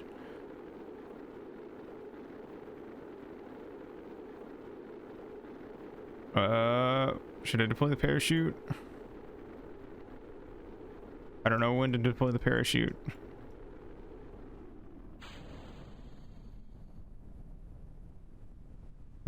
Now? Oh, it doesn't. I said, hey Moose, what's up? How's it going? We're talking about world, but I don't know. A donut world does sound cool though. I hadn't actually thought of doing that. That's good. That actually could be interesting. Like, I don't know. That could be cool. I wouldn't want to do it without having like a good idea for it though. Like I feel like if you just do it for no reason, it kind of takes away from some of the, like it kind of turns into one of those things where it's there but it doesn't mean anything, so you may as well not have even done it, you know.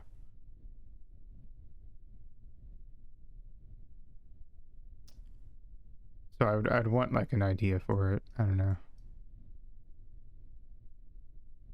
I think that's the hard part about that sort of world building is like you want to add all these weird cool things to your world, but then like if they don't mean anything to the campaign, then it just feels like a thing that's there. I don't know. Just have it be related to the socioeconomic class system, maybe. Could affect the culture. I mean, yeah. That was a harsh landing. I feel like it didn't need to explode like that, but okay. I also thought about having a solar system where all the planets are shaped like the dice, like different than D&D dice. People on the inside of the donut have the least distance to travel to other nations, so they're rich and powerful. Oh, I wouldn't have thought of that. That's a good idea now. Thank you.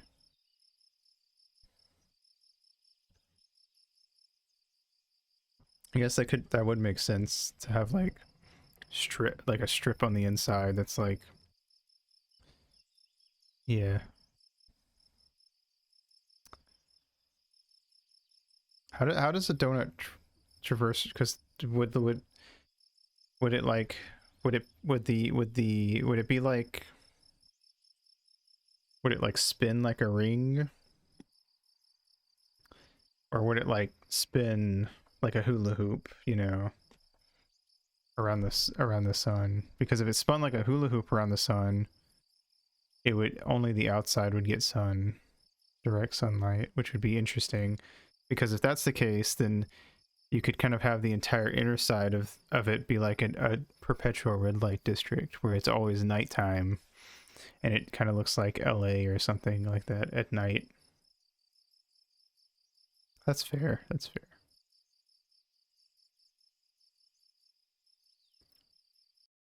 Okay, we're gonna do one more fucking shoot into space, and I'm gonna add one more of these thingies just to give it like a little bit more juice. What is that? I don't remember what that's called. Probably be more like a spinning coin. That's kind of what I was thinking, but you know, I think that could be a cool idea, you know. But then again, I guess that wouldn't actually work, because if it was if it was always night, it would just be cold as shit, wouldn't it? So I guess that wouldn't make a lot of sense. So never mind. I'll do the spinning coin route if I ever do that.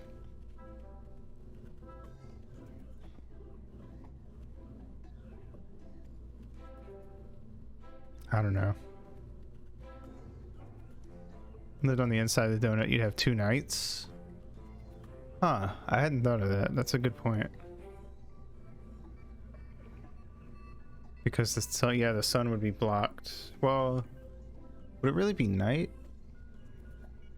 Because at some point it'd be more like an eclipse than it would be a night, though, wouldn't it? Because like it's different when something's blocking the sun versus when you're facing away from the sun. I feel like even though the planet is big and it does block it, yeah, it'd be like a short night. I feel like they'd have a different name for it or something. But yeah, that's fair. There would be like noon on the inner side of the ring would be like dark. So yeah, that's interesting. I hadn't thought of that. They have like a dark period during the middle of the day. So it'd only be light. So it probably would be colder there though than on the outside because of that, because they have more nighttime. Short night. That's an interesting idea.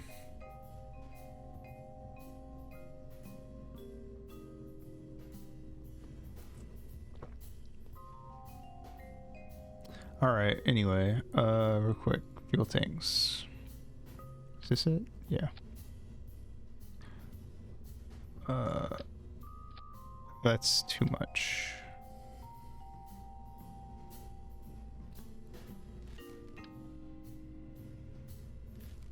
Oh, actually no, because I did things a little differently this time, so no. Fucking yeah. If I turn like I did last time, you're on the outside, the nights would be longer. True.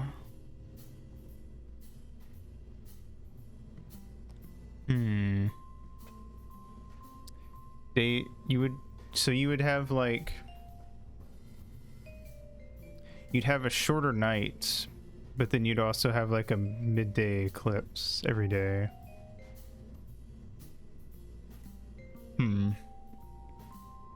But if you're on the outside, then once the sun's out of view, it's just perpetually dark until it's back in view. Orbit? No, we talked about Donut Earth. Yeah. I mean, it's a cool idea. Cool designs. They do. I mean, to be fair, I think that like when you're making a fantasy, especially fantasy, making like weird planet shapes, you can just make it whatever the fuck you want. But I like to think about like like if you had like a star pop shaped planet, like how would things, you know, how would it spin? How would different parts of the world would be dark 75% of the time on the outside? Oh, you're right, because once you were like parallel, everything beyond that, because like once you're like, because like if you're here, like this is noon, this is sunset, and then you have to go all the way around here to be sunset or to be sunrise. Wait, no, wouldn't it still be 50 because you have to from here to here?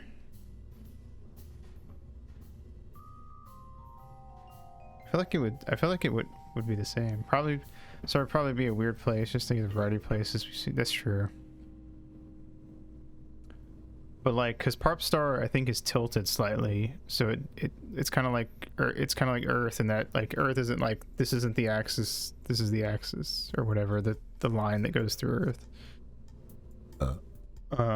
So like there are parts of it that like get different amounts of sun during the day and night.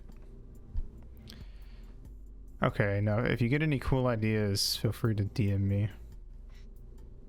But I do think that's a neat idea. But yeah, I was gonna say earlier, I did consider at one point doing like the main planet that it takes place on was like a D6 shape, but because the drop off is so much, the way that like it works is like you can't take a boat over like an edge, which I guess technically it would probably be more rounded, but you know, fantasy. But like the idea was that because the way that you would like basically fall into the water on the other side, and it would like fuck up boats if you took a boat. So you would have to take like an airship or something and like make a like curve around, was the idea. Oh yeah, this is a field of jelly beans. To your left is the ice cream mountain. To your right is a giant glowing volcano of dunes about to send signals of Super Saiyan to awaken. Yeah, I've thought about doing that too, and just kind of saying fuck it with like a campaign and being like, here is like a continent-sized area. That's the ice level. That's the forest level. That's the fire level, and then something like that. I don't know. I don't really make maps though, because I don't really enjoy making maps, and I'm of the opinion that I'm not going to spend time working on a part of the campaign that isn't fun to make. So making there's like a weird point where it's like it's fun to make like like the stuff that like is actually gonna happen for sure in the camp, in like this session, and then there's this stuff that's so out there that it's like what I call deep lore. And then there's like a weird space in between that I don't enjoy making stuff for. That would stuff like this town is known for I don't like logistics, is what I don't like working on. Stuff like this town is known for importing this and exporting this and stuff like that. I find that very uninteresting, so I don't really bother with it usually. I just kind of lie and pretend that I know and improv something if they ask.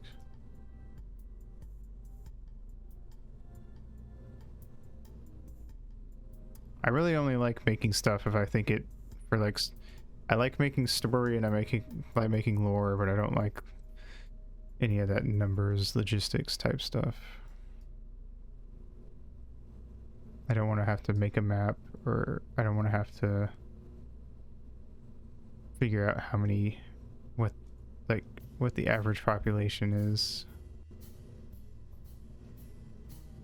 Stuff like that. It's Cleveland. Okay, anyway, let's launch this shit.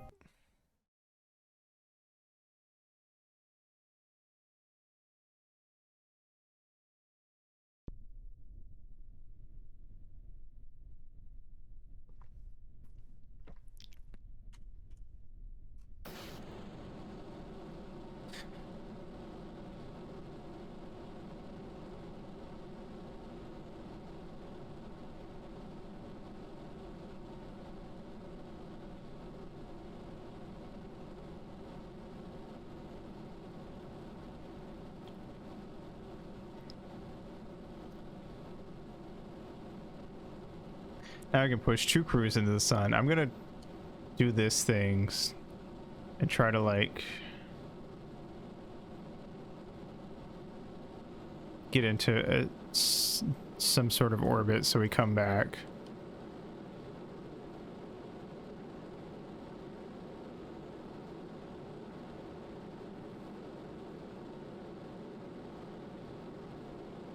Or come close to it at least.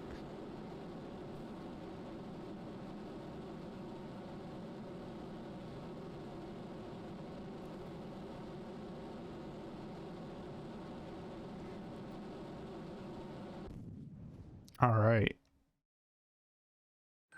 See you, bitch. Never mind. We're gone. I tried.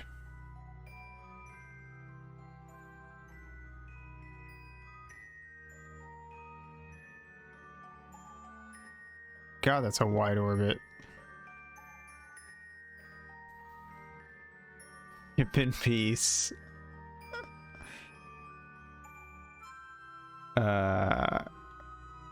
We passed through. This time we pass closer to Duna than we do to Eve at any given point.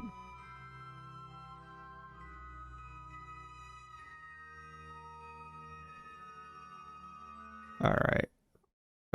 Revert flight. Revert flight to launch.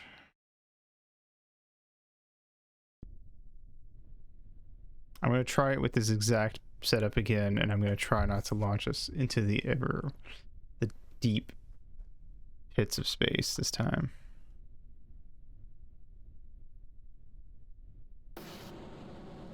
Maybe I should curve a little earlier.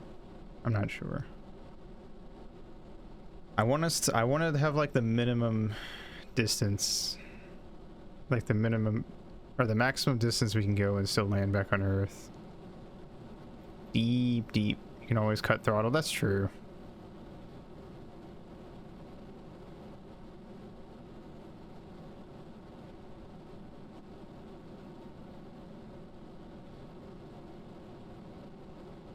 Yeah. I'm gonna cut throttle if we hit 30k and we're still going. I'm gonna cut throttle. Maybe. Maybe that's too early, actually. Currently not going very far. Z. It's growing. Oh, I can watch it grow. That's actually a big deal.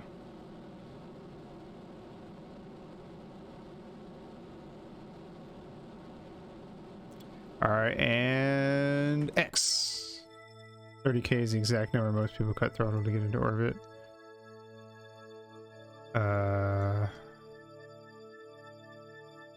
C. X. Oh God.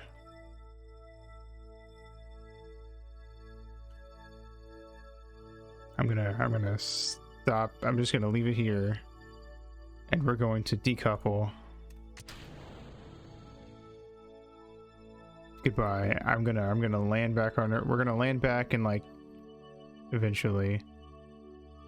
No, it's fine. We did it. See? We're gonna land and everything will work out in the end. Really 10 times speed. All right. Anyway, we're gonna watch this happen. But yeah. I don't know. I think if I do a weird Earth, it's definitely anytime in the future. It's definitely going to be cereal bowl Earth.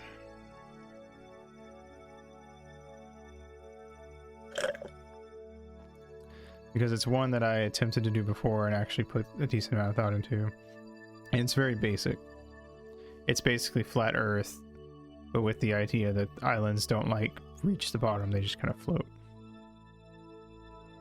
But there was, you know, like I said, there was like a reason for that.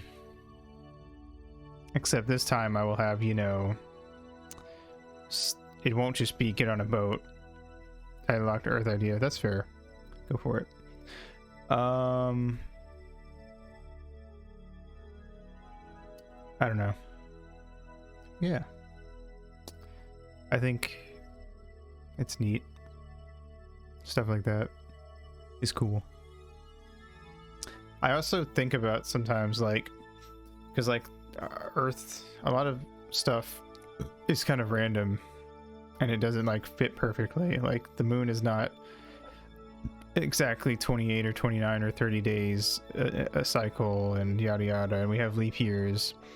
But I sometimes think like in D&D, if your campaign is built on the idea that the planet or whatever was designed by the gods, I would think that to me it would make more sense for everything to actually fit with a very clean, nice number.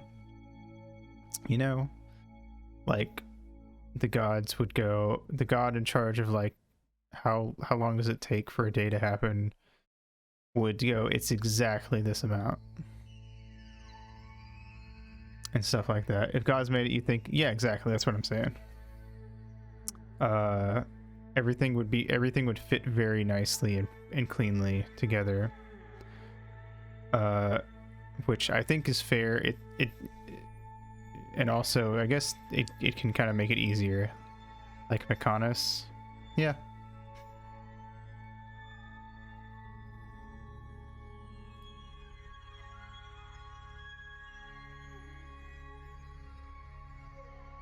I think in general everything would make it would be very much like this is just how it works. It's very like this. That's it. Like that's how it works. Kind of idea. I think it's fair to argue that a god would maybe have a more complex view of things, but I think that at the end of the day, because it's an elliptical orbit, but you could just ignore that. Yeah. But I think if a god made if gods made a solar system, then I don't know if it would be an elliptical orbit. I think planets would orbit in a perfect circle. Is kind of this kind of stuff I'm getting at. I find it quite simple.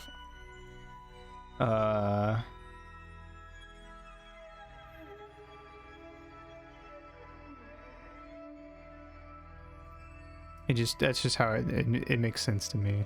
And like they would things would work out very cleanly if it was designed. God was an asshole and made a super messed up number.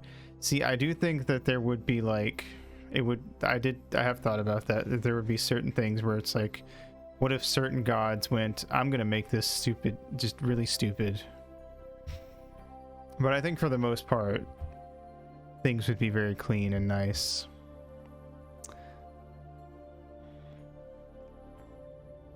Like all of the a year would be a very like nice number. Like if the gods made 4 seasons, then the amount of days in a year would be divisible by 4.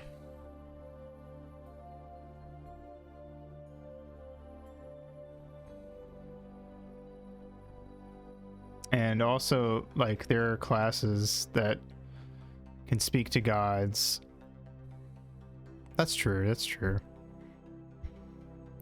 So I would think that if things were cleanly made by the gods, then people would speak to their gods and just be told like, oh yeah, there's 400 days in a year. That's it. You're welcome. New D&D campaign. Astral God is trying to take over the universe. Their only goal is to make it all the clean nice numbers into weirdly odd numbers that make exact math extremely complex. That would be kind of funny. Yeah. For real.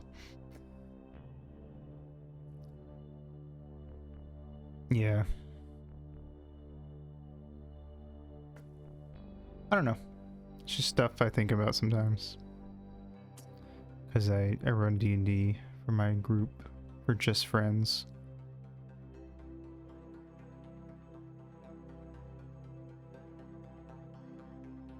Put a thing in images. Let me take a look.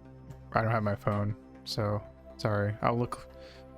Well, actually, I can just open it up while this is going.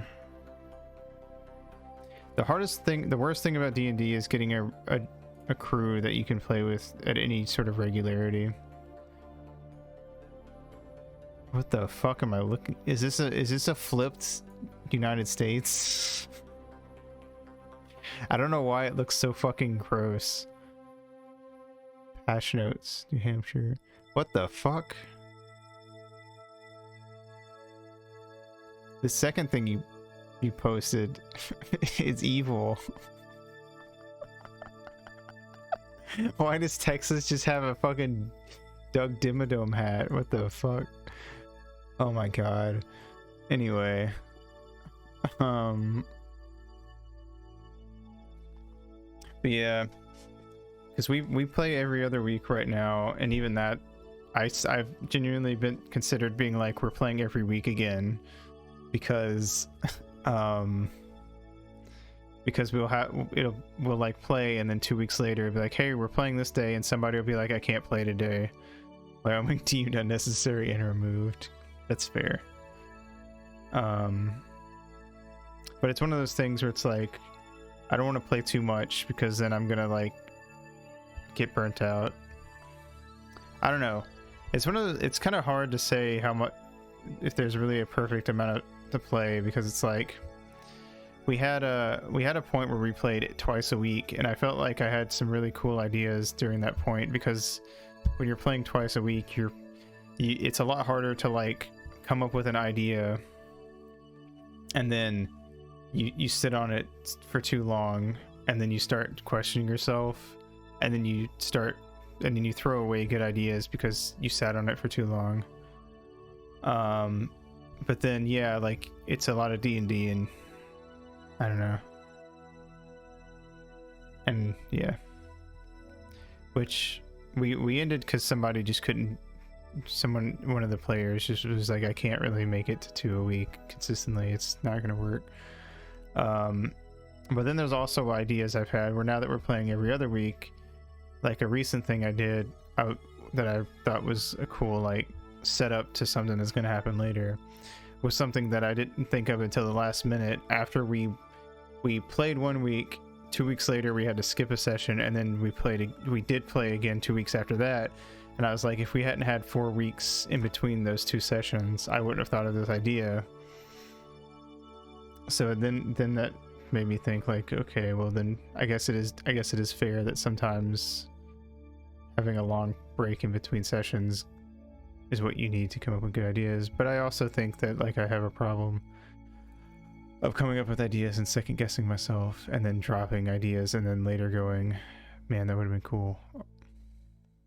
Though to be fair, I haven't really had that so far in this campaign. Every idea I've dropped this campaign, I can look back on and I'm like, no, that wouldn't have been that interesting. So maybe it's also an experience thing. Like you start to realize what stuff is actually worth dropping and what's not. Because in my first campaign, I remember with this group, there was a lot of ideas that I dropped that I'm like, man, that would have been really cool, but I didn't do it because at the last minute I was like, maybe this is actually stupid and I'm dumb for thinking it's going to be cool.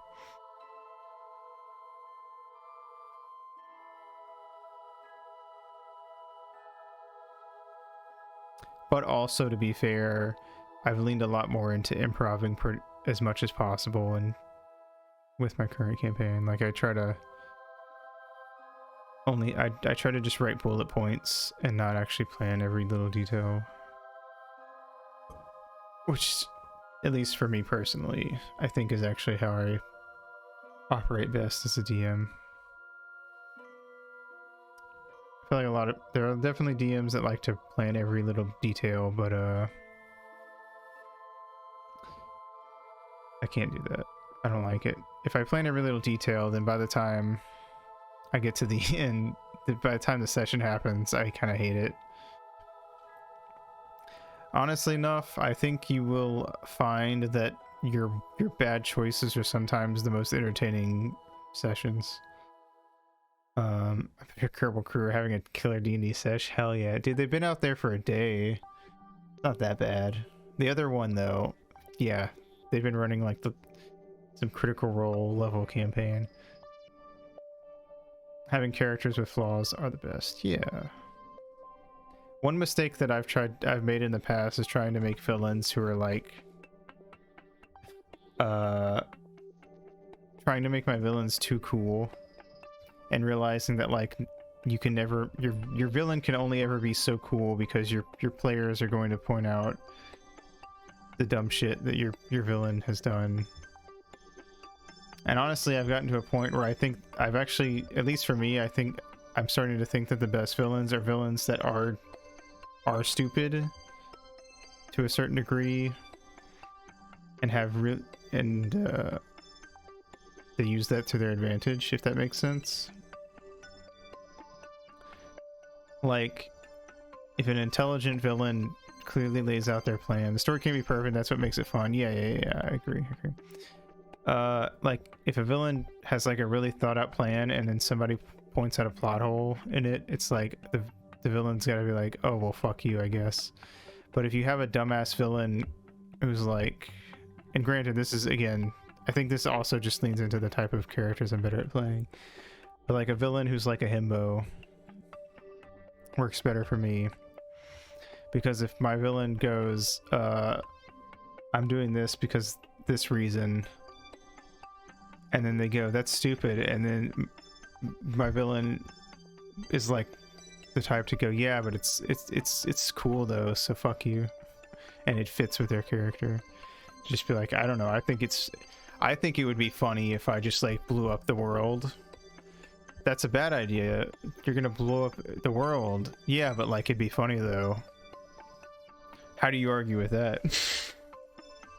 That's kind of how I've started liking to play villains, is like very chaotic villains. I think overly lawful, intelligent villains, for me as a DM, fucking blow shit up. Exactly. My favorite villain characters to play are characters that are like that are very spontaneous and very like, I just do it because I want to. Fuck you. And the ones I've been the most disappointed with are ones that are the types that would plan things out like play 40 chess, because it's a little annoying to play. And if you're not a DM that plans out details meticulously, it's really annoying to play. Like the first big villain that ever popped up in campaign, well, no, the second one technically that popped up, but the first villain was planned to be like a one-off. Like he dies at the end of that. We separate our campaign into arcs, is how we do it, and each arc will be X amount of sessions. Anyway, arc 1 was like had one villain, and then they beat that villain at the end of arc 1 and killed him. And then at the very end, a guy named who later on went by G, which had story implications later, but anyway, showed up, and he was just kind of like some asshole who was like way stronger than the party. And he was like, he was fun to play because he was very like yeah, exactly. Yeah. He was fun to play because he was very much like he did whatever he thought would make him seem like a cool, edgy villain, and he didn't really he was smart, but he was a lot more in it for like the Reddit karma, I guess, is one way to put it. Like what will make these guys think that I'm a cool badass, more so than actually planning 40 steps ahead type shit.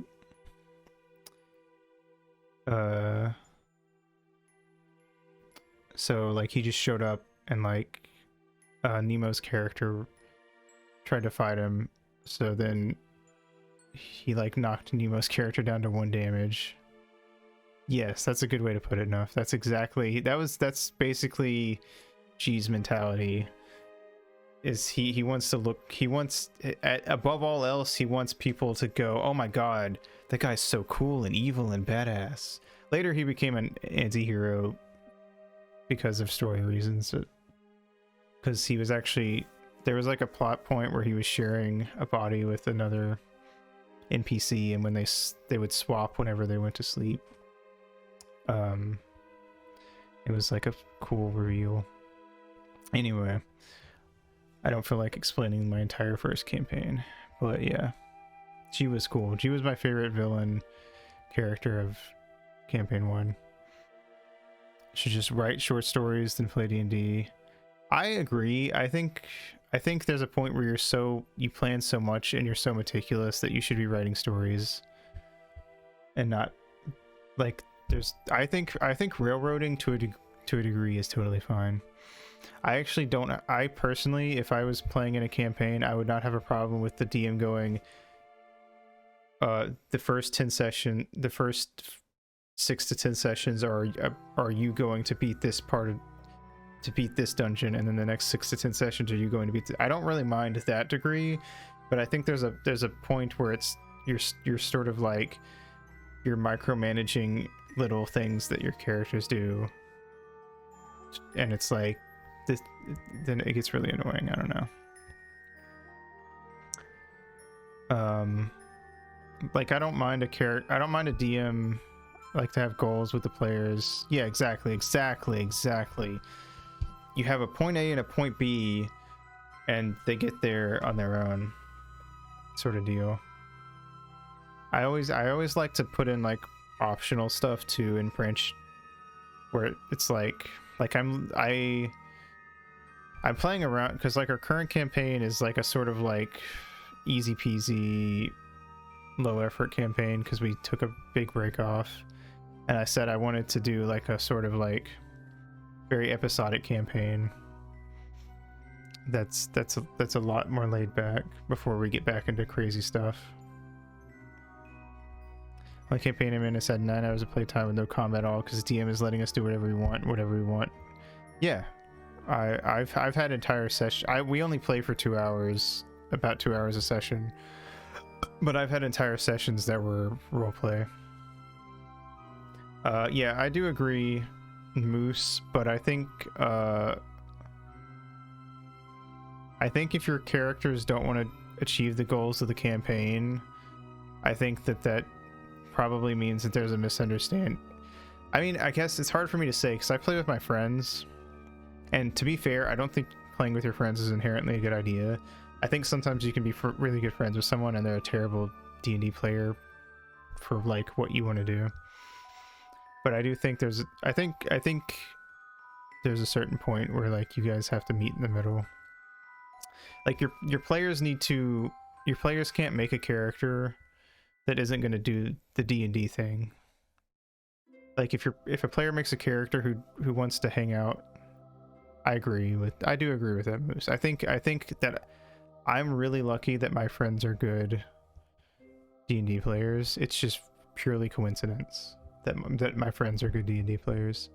Which, to be fair, I was friends with Nemo, and he's in my D&D campaign.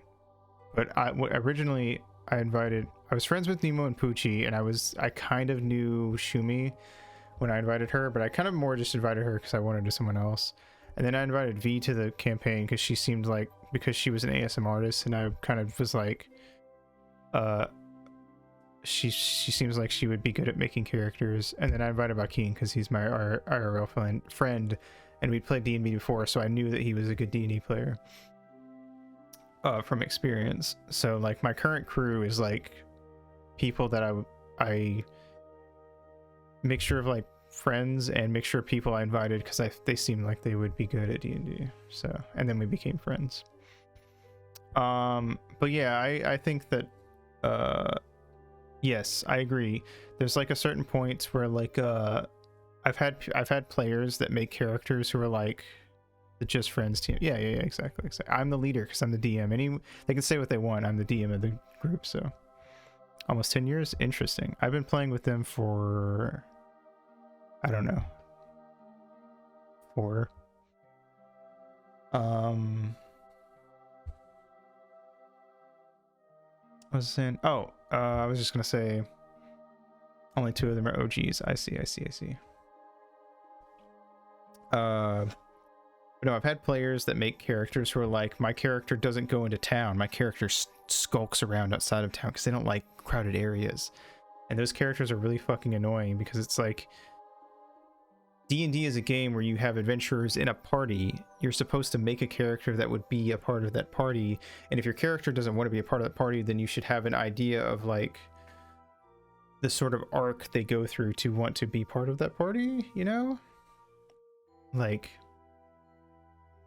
I don't know. But that person also sucked to play that character because that specific person really wanted to be an edgy, who wanted to play characters who were edgy assholes who were basically the main character. I really like to take the lead and make choices. It frustrates me a bit. That is totally fair. I wouldn't really say my characters are super eager to make big decisions either a lot of the time. I think I do have to definitely give them a reason to like chase something. But in that same respect, they also have the understanding that we're playing D&D and something's got to happen or it's just going to be fucking boring. And so they're either going to chase the story prompt even if it doesn't seem super inviting, or they're gonna come up with their own way to have fun during a session, at which point I as the DM can go, okay, how can I connect this to my idea of what the story is? So like if my players go to a bar and I'm hoping that they'll go talk to this wizard in town that they're supposed to go see, but they want to go to the bar instead, my thought process then goes, how can I connect this trip to the bar? Should I connect this trip to the bar to the wizard? And if so, how? If not, then should I let this just be a fun trip to the bar sort of idea? You know, that sort of stuff. There's definitely a lot of improv, like you said, I think you said earlier, and that sort of stuff. But yeah, I know what you mean. As a forever DM, Bakin ran a 2-shot once, and I remember being very big on like exploring every nook and cranny, because as a DM, like anything I hadn't seen yet, anything that was mentioned to be over there but I hadn't investigated was a thing I wanted to investigate. So I kind of get what you mean. A player in a party wants to RP a pacifist, like it's a cool idea, but it's really annoying. You don't prep everything. Yeah. No, I don't. I'm not joking. I actually want to do a session, not session, a stream where I show you guys how I would prep a dungeon. And I feel like most DMs would look at the way I prep and go, "That's fucking stupid. You're not prepping enough." But my philosophy is you should not prep more time. You should not spend more time prepping for a session than you spend playing the session. In my personal opinion, I think every DM is going to have a different idea of that, and it depends on you how much free time you have. But if I play a 2-hour session, I don't want to have spent 5 hours prepping for it, basically. Twitch plays D&D with a chat character. That would be wacky. I don't even know how that would work. I've thought about that, but I don't know how it would work. Yeah, that's what I do. I don't even really prep NPCs. I make an NPC and I write like a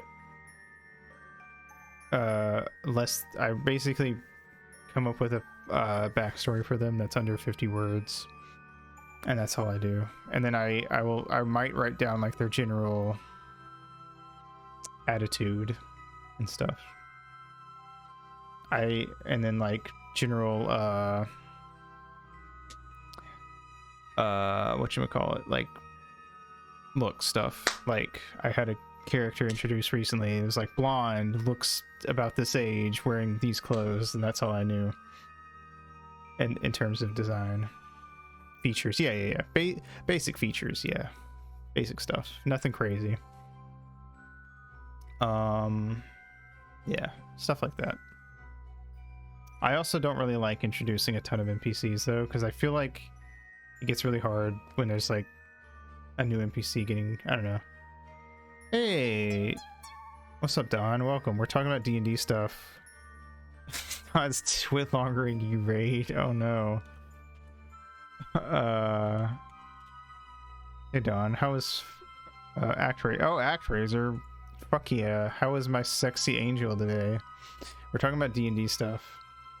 Because I'm just kind of watching my ship careen through space slowly, being as sexy as ever. Fuck yeah. But yeah, welcome raiders. I'm Ito. I stream. I don't normally stream Kerbal.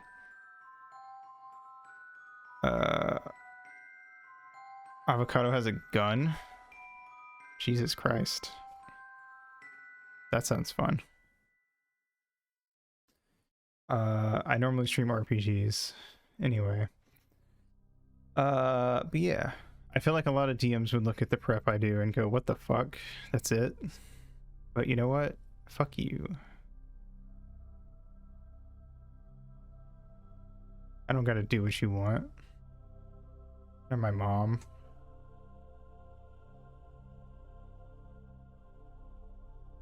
Real-time planet game. Yeah, I don't know. I'd considered at one point not even like having stats for enemies beyond like this attack looks like this and this attack looks like that, and then I would just kind of make up numbers on the spot. But then I realized that would be really hard to like keep balanced and feel like I wasn't just changing stuff on the fly. So I decided against that. Whoa, slow down, slow down. I don't want to go that fast. Okay, let's go there so we don't spend another hour waiting to get back to Earth. I got to sit in on some D&D games office, other different DMs, different styles, but as long as they can... Yeah, exactly. If it works, it works. I also agree. I don't like to just say it hits you.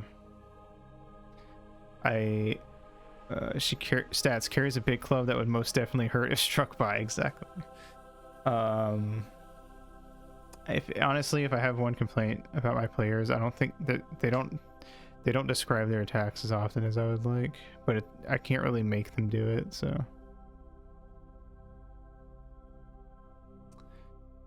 Although my descriptiveness does depend on like how chaotic the battle is.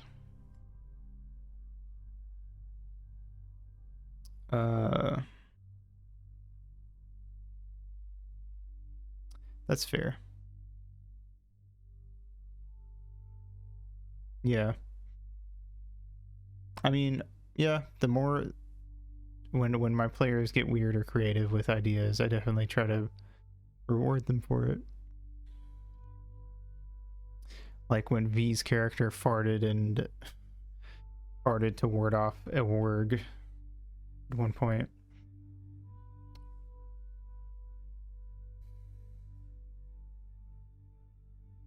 Because it was so stinky that the warg just went like, I'm not dealing with that, and walked away.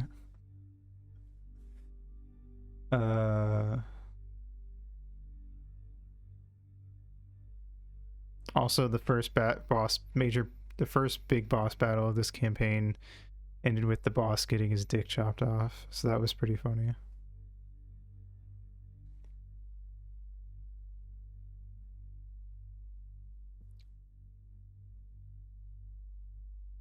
You can thank Nemo for that one. Being descriptive, I agree. Like I said, it does kind of depend on, did they keep it? I don't know. No, they didn't. They did not. They kept the guy's sword though. Yeah, as long as everyone has fun, yeah. They did not keep the dick.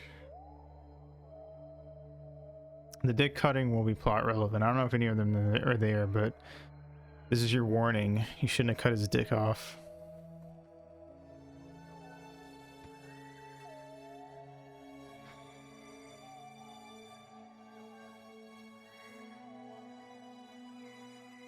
That's all I'm gonna say.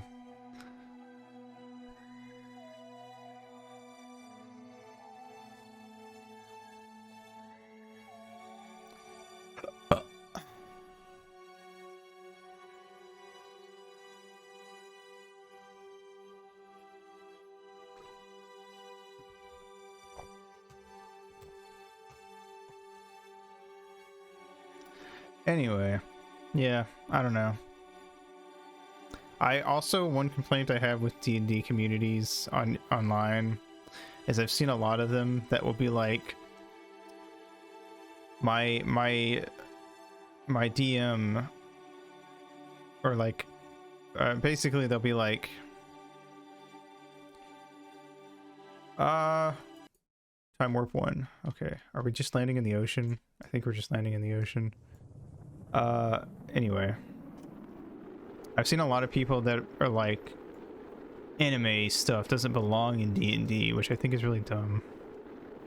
Because I think it doesn't matter if it's anime or whatever, so long as like people are having fun with it.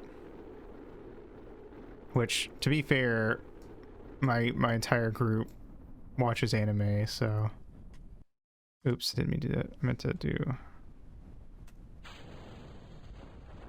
So obviously some anime shit makes it in. But I don't know, that's the thing I've seen a lot is people being like anime doesn't belong in D&D. And I don't really understand that idea. Granted, I have heard stories of people that like straight up try to copy plots from anime, and that's kind of dumb, but that's different. Yeah.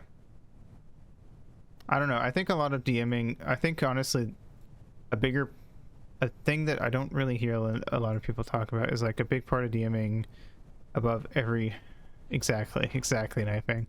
The biggest thing above all else is like learning what both you and your characters, or what you and your players like to have played as their Soul Reaper from Bleach in a game. Yeah, see, it's fine. That's fun.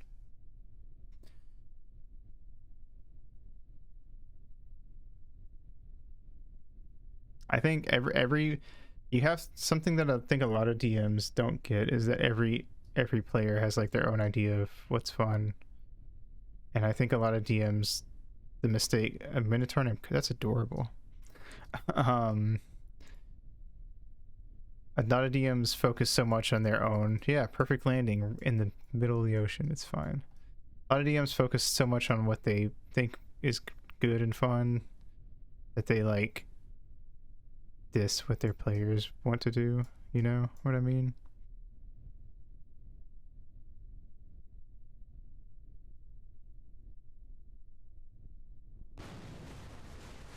Yay! They forget that everyone has to. Exactly. Oh, we didn't crash, so. Exactly. Yes.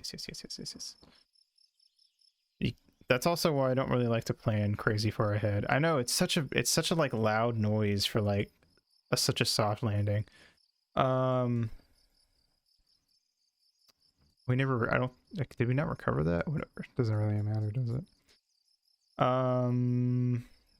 Like I think you can plan like basic ideas ahead of time, but you can't plan like in 10 sessions we're going to be doing this specific thing and this specific scene is going to play out in this specific way. Like I've definitely heard of a lot of teams falling into that pit trap where they'll be so obsessed with like a very specific event happening a very specific way. Which is not how it works. Did we not recover it? I thought we did. Recover. We did not. Oh, oops. I recovered it. Do some of those games like that and it was awful. Yeah. Well, we recovered them. Anyway. I played one campaign. The first D&D campaign I was in, I was a player, and the DM had like a DM NPC who was like a level 8 wizard. We started at level 1.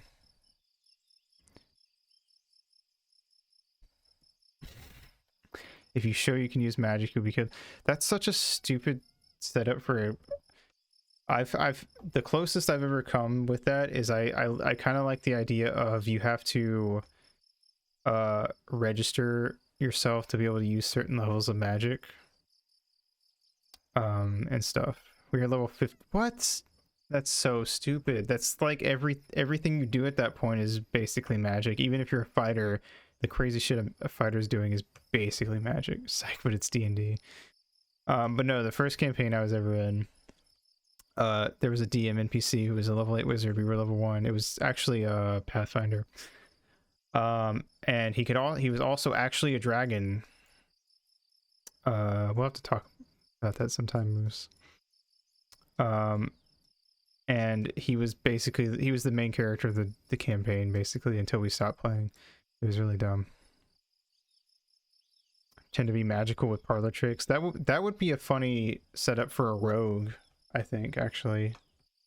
Like a rogue, but you're not an arcane trickster, you're just a rogue, like some other subclass, but you pretend that you can use magic. I feel like you can make that work, especially at low levels. Okay, well that is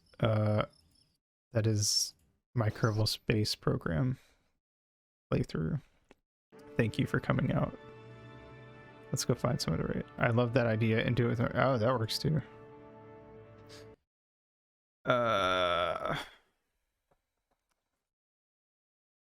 Anyway, D&D is fun to talk about. We have something similar where if you have a special type of magic, it has to be registered. Yeah. I also kind of had the idea of like, no problem. Like certain resurrection magic would have to be like, misplaced a couple. Well, we only have one misplaced crew by the end of it. Thank you very much. But like, certain resurrection magic can't be used willy-nilly was like an idea. I've never used any of this though, because I would want to like sit down and really think it out properly. But ideas, I guess. I don't know. I'm not I have ideas for another next campaign after we do this one, but I haven't decided on any specific thing. So we'll see what I want to do.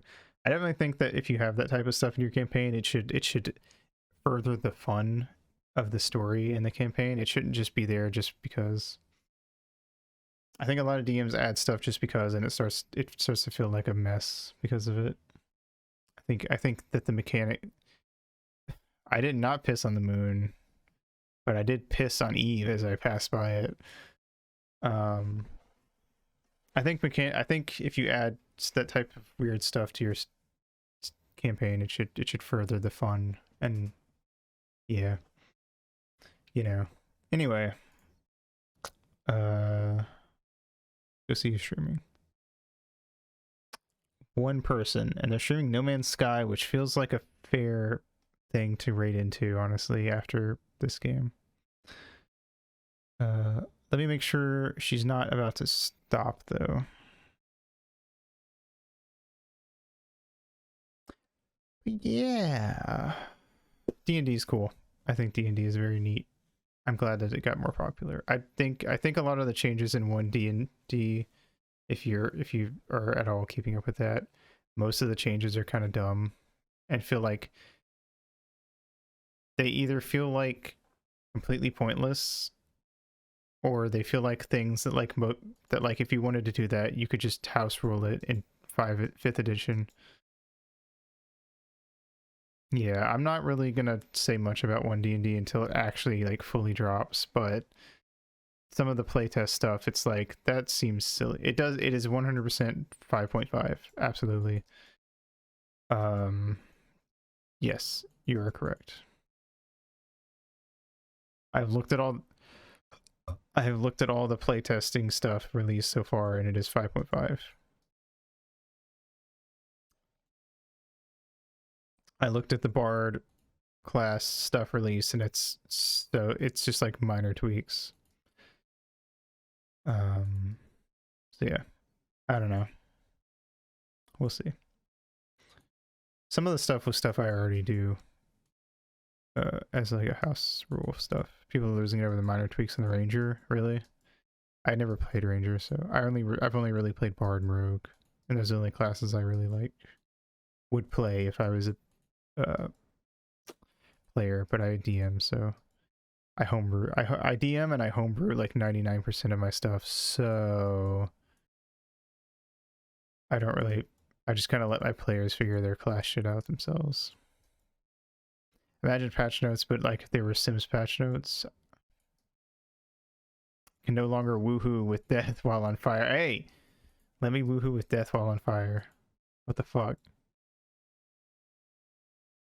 You motherfuckers. Anyway, we're gonna raid Minnie. She's playing No Man's Sky. I would allow it. I try to be pretty generous about letting my players do silly stuff. I feel like if you're taking D&D seriously, then you're playing it wrong, because it's a fucking board game. There's a certain point where you just need to chill out. Probably die. That's fair, but it'd be funny. It's a story.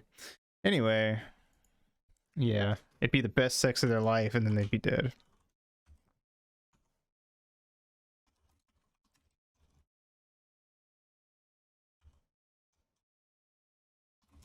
They're doing death. then it's probably okay. I think so. I think it's fine. Fun stuff, for real, for real.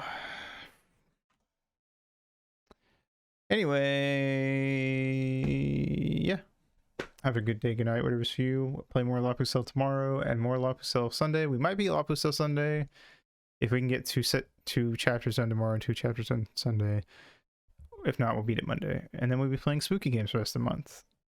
And if you want to buy the emote, it's 80 channel points, by the way. Anyway, have a good day, good night, whatever's for you. I'll see you next stream. Mwah.